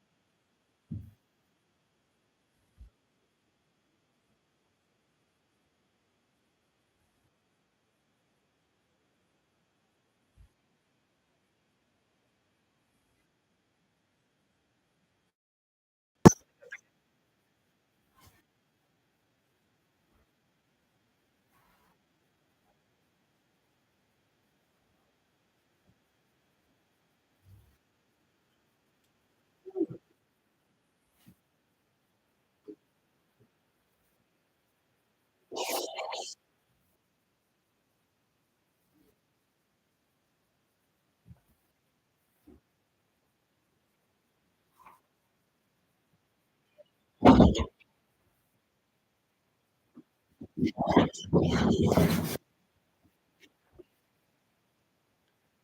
my God.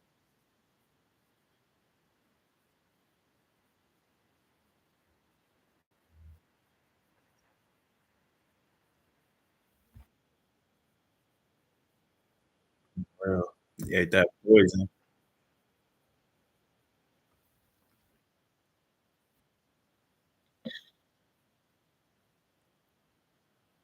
Oh no! I had the screen on this whole time. Y'all missed it.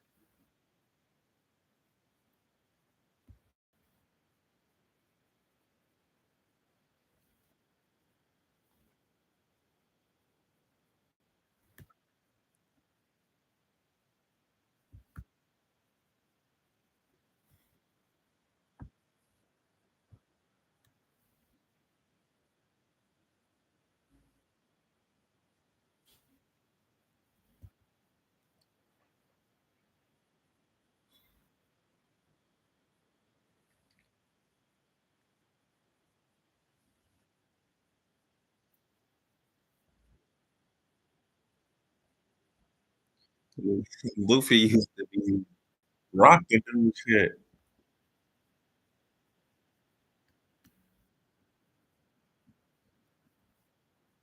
All right. So it's about 2:30, almost 2:30. Price has been trying to break through this.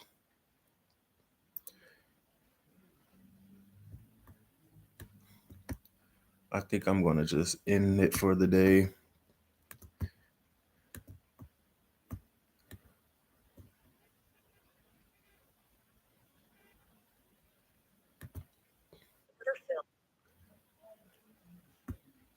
Okay, so I'm still down 350, which is okay. Like I said, I was having some issues earlier. I'm gonna get it together with this streaming.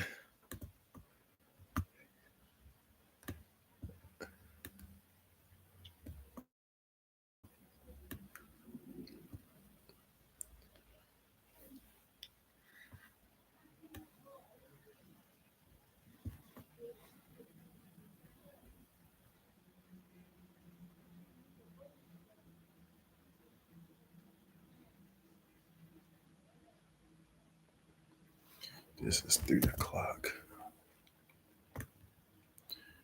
here.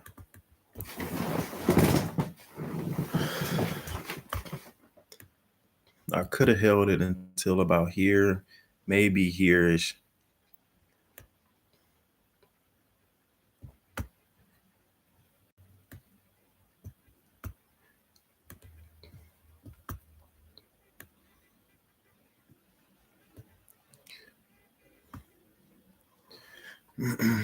Okay, I'll pick up tomorrow trading or late, most likely later on. It's 2:30 now.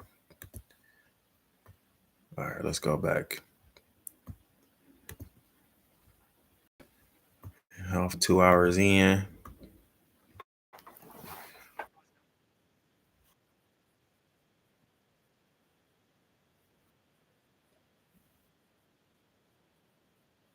Yeah, Luffy cold as a mug. Look, he keep getting him.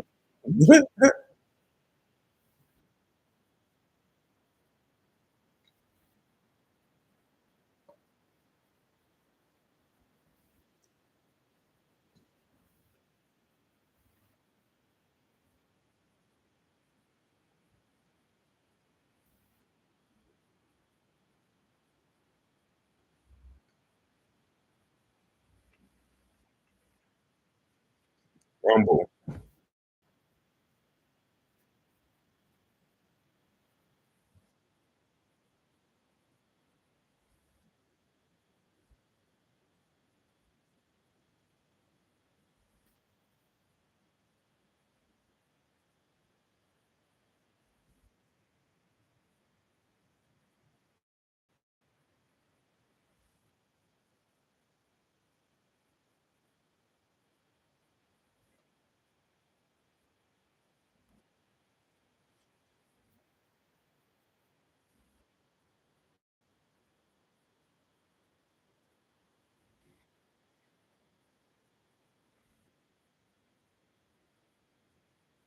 Yeah, you suck. You knew you weren't gonna be able to carry him.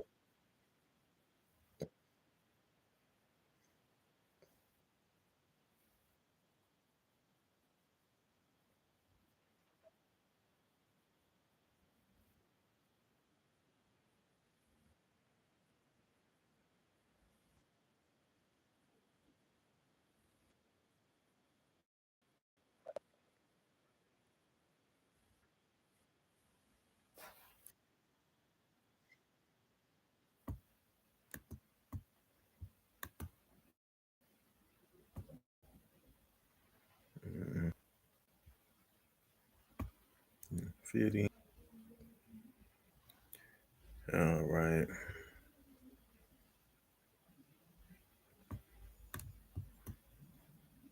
So since I'm done with that, I'm going to close that tab and we'll go to this.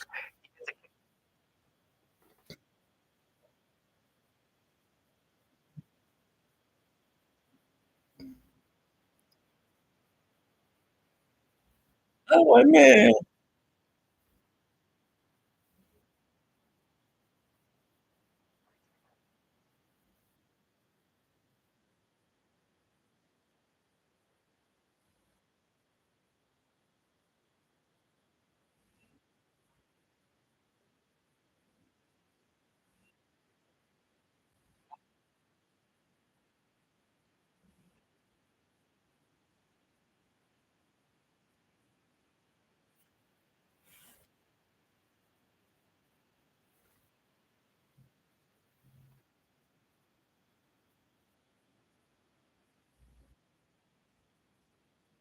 Mhm.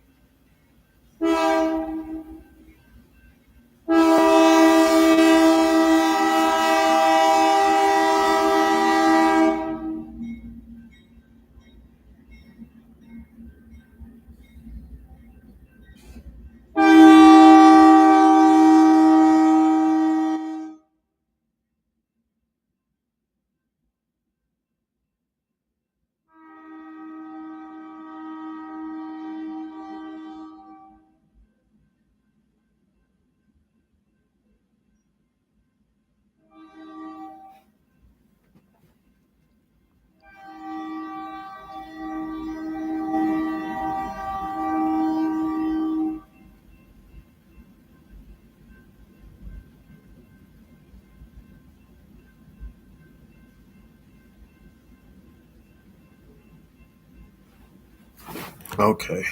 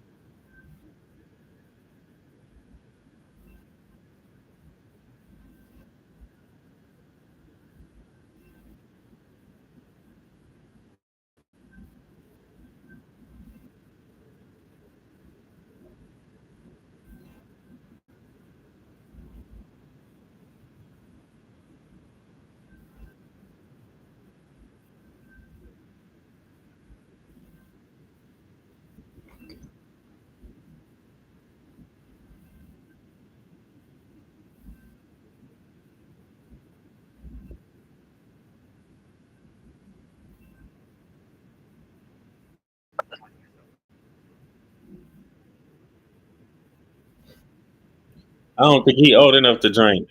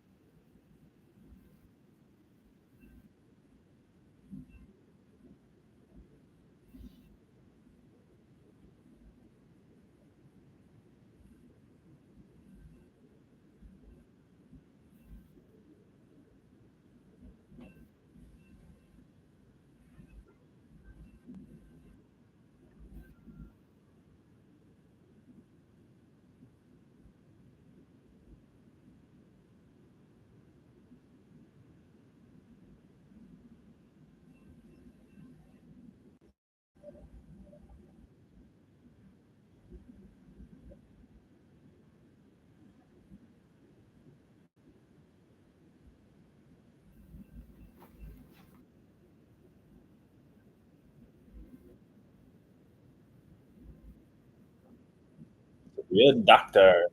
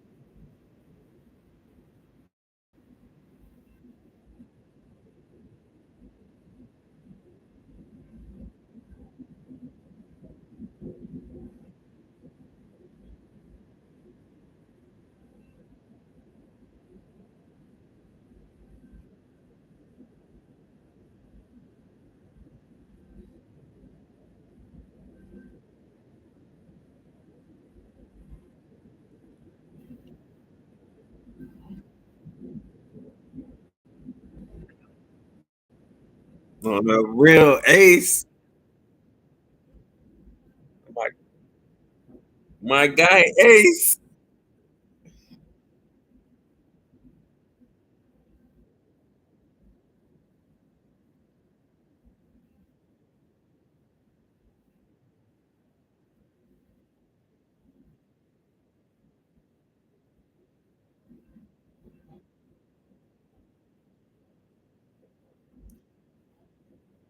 All right.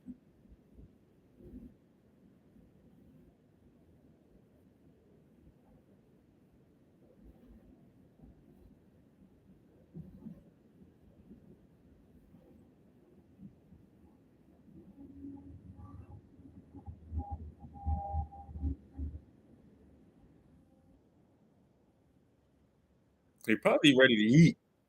On the real.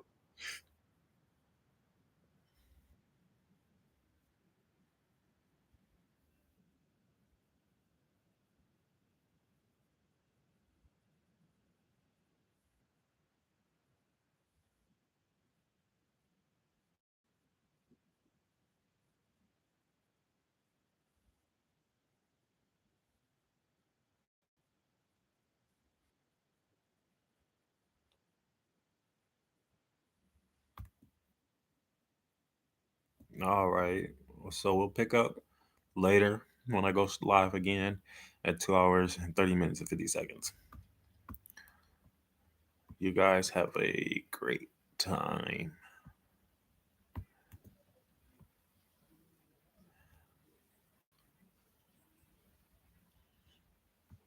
And stream. Oh, before I do this,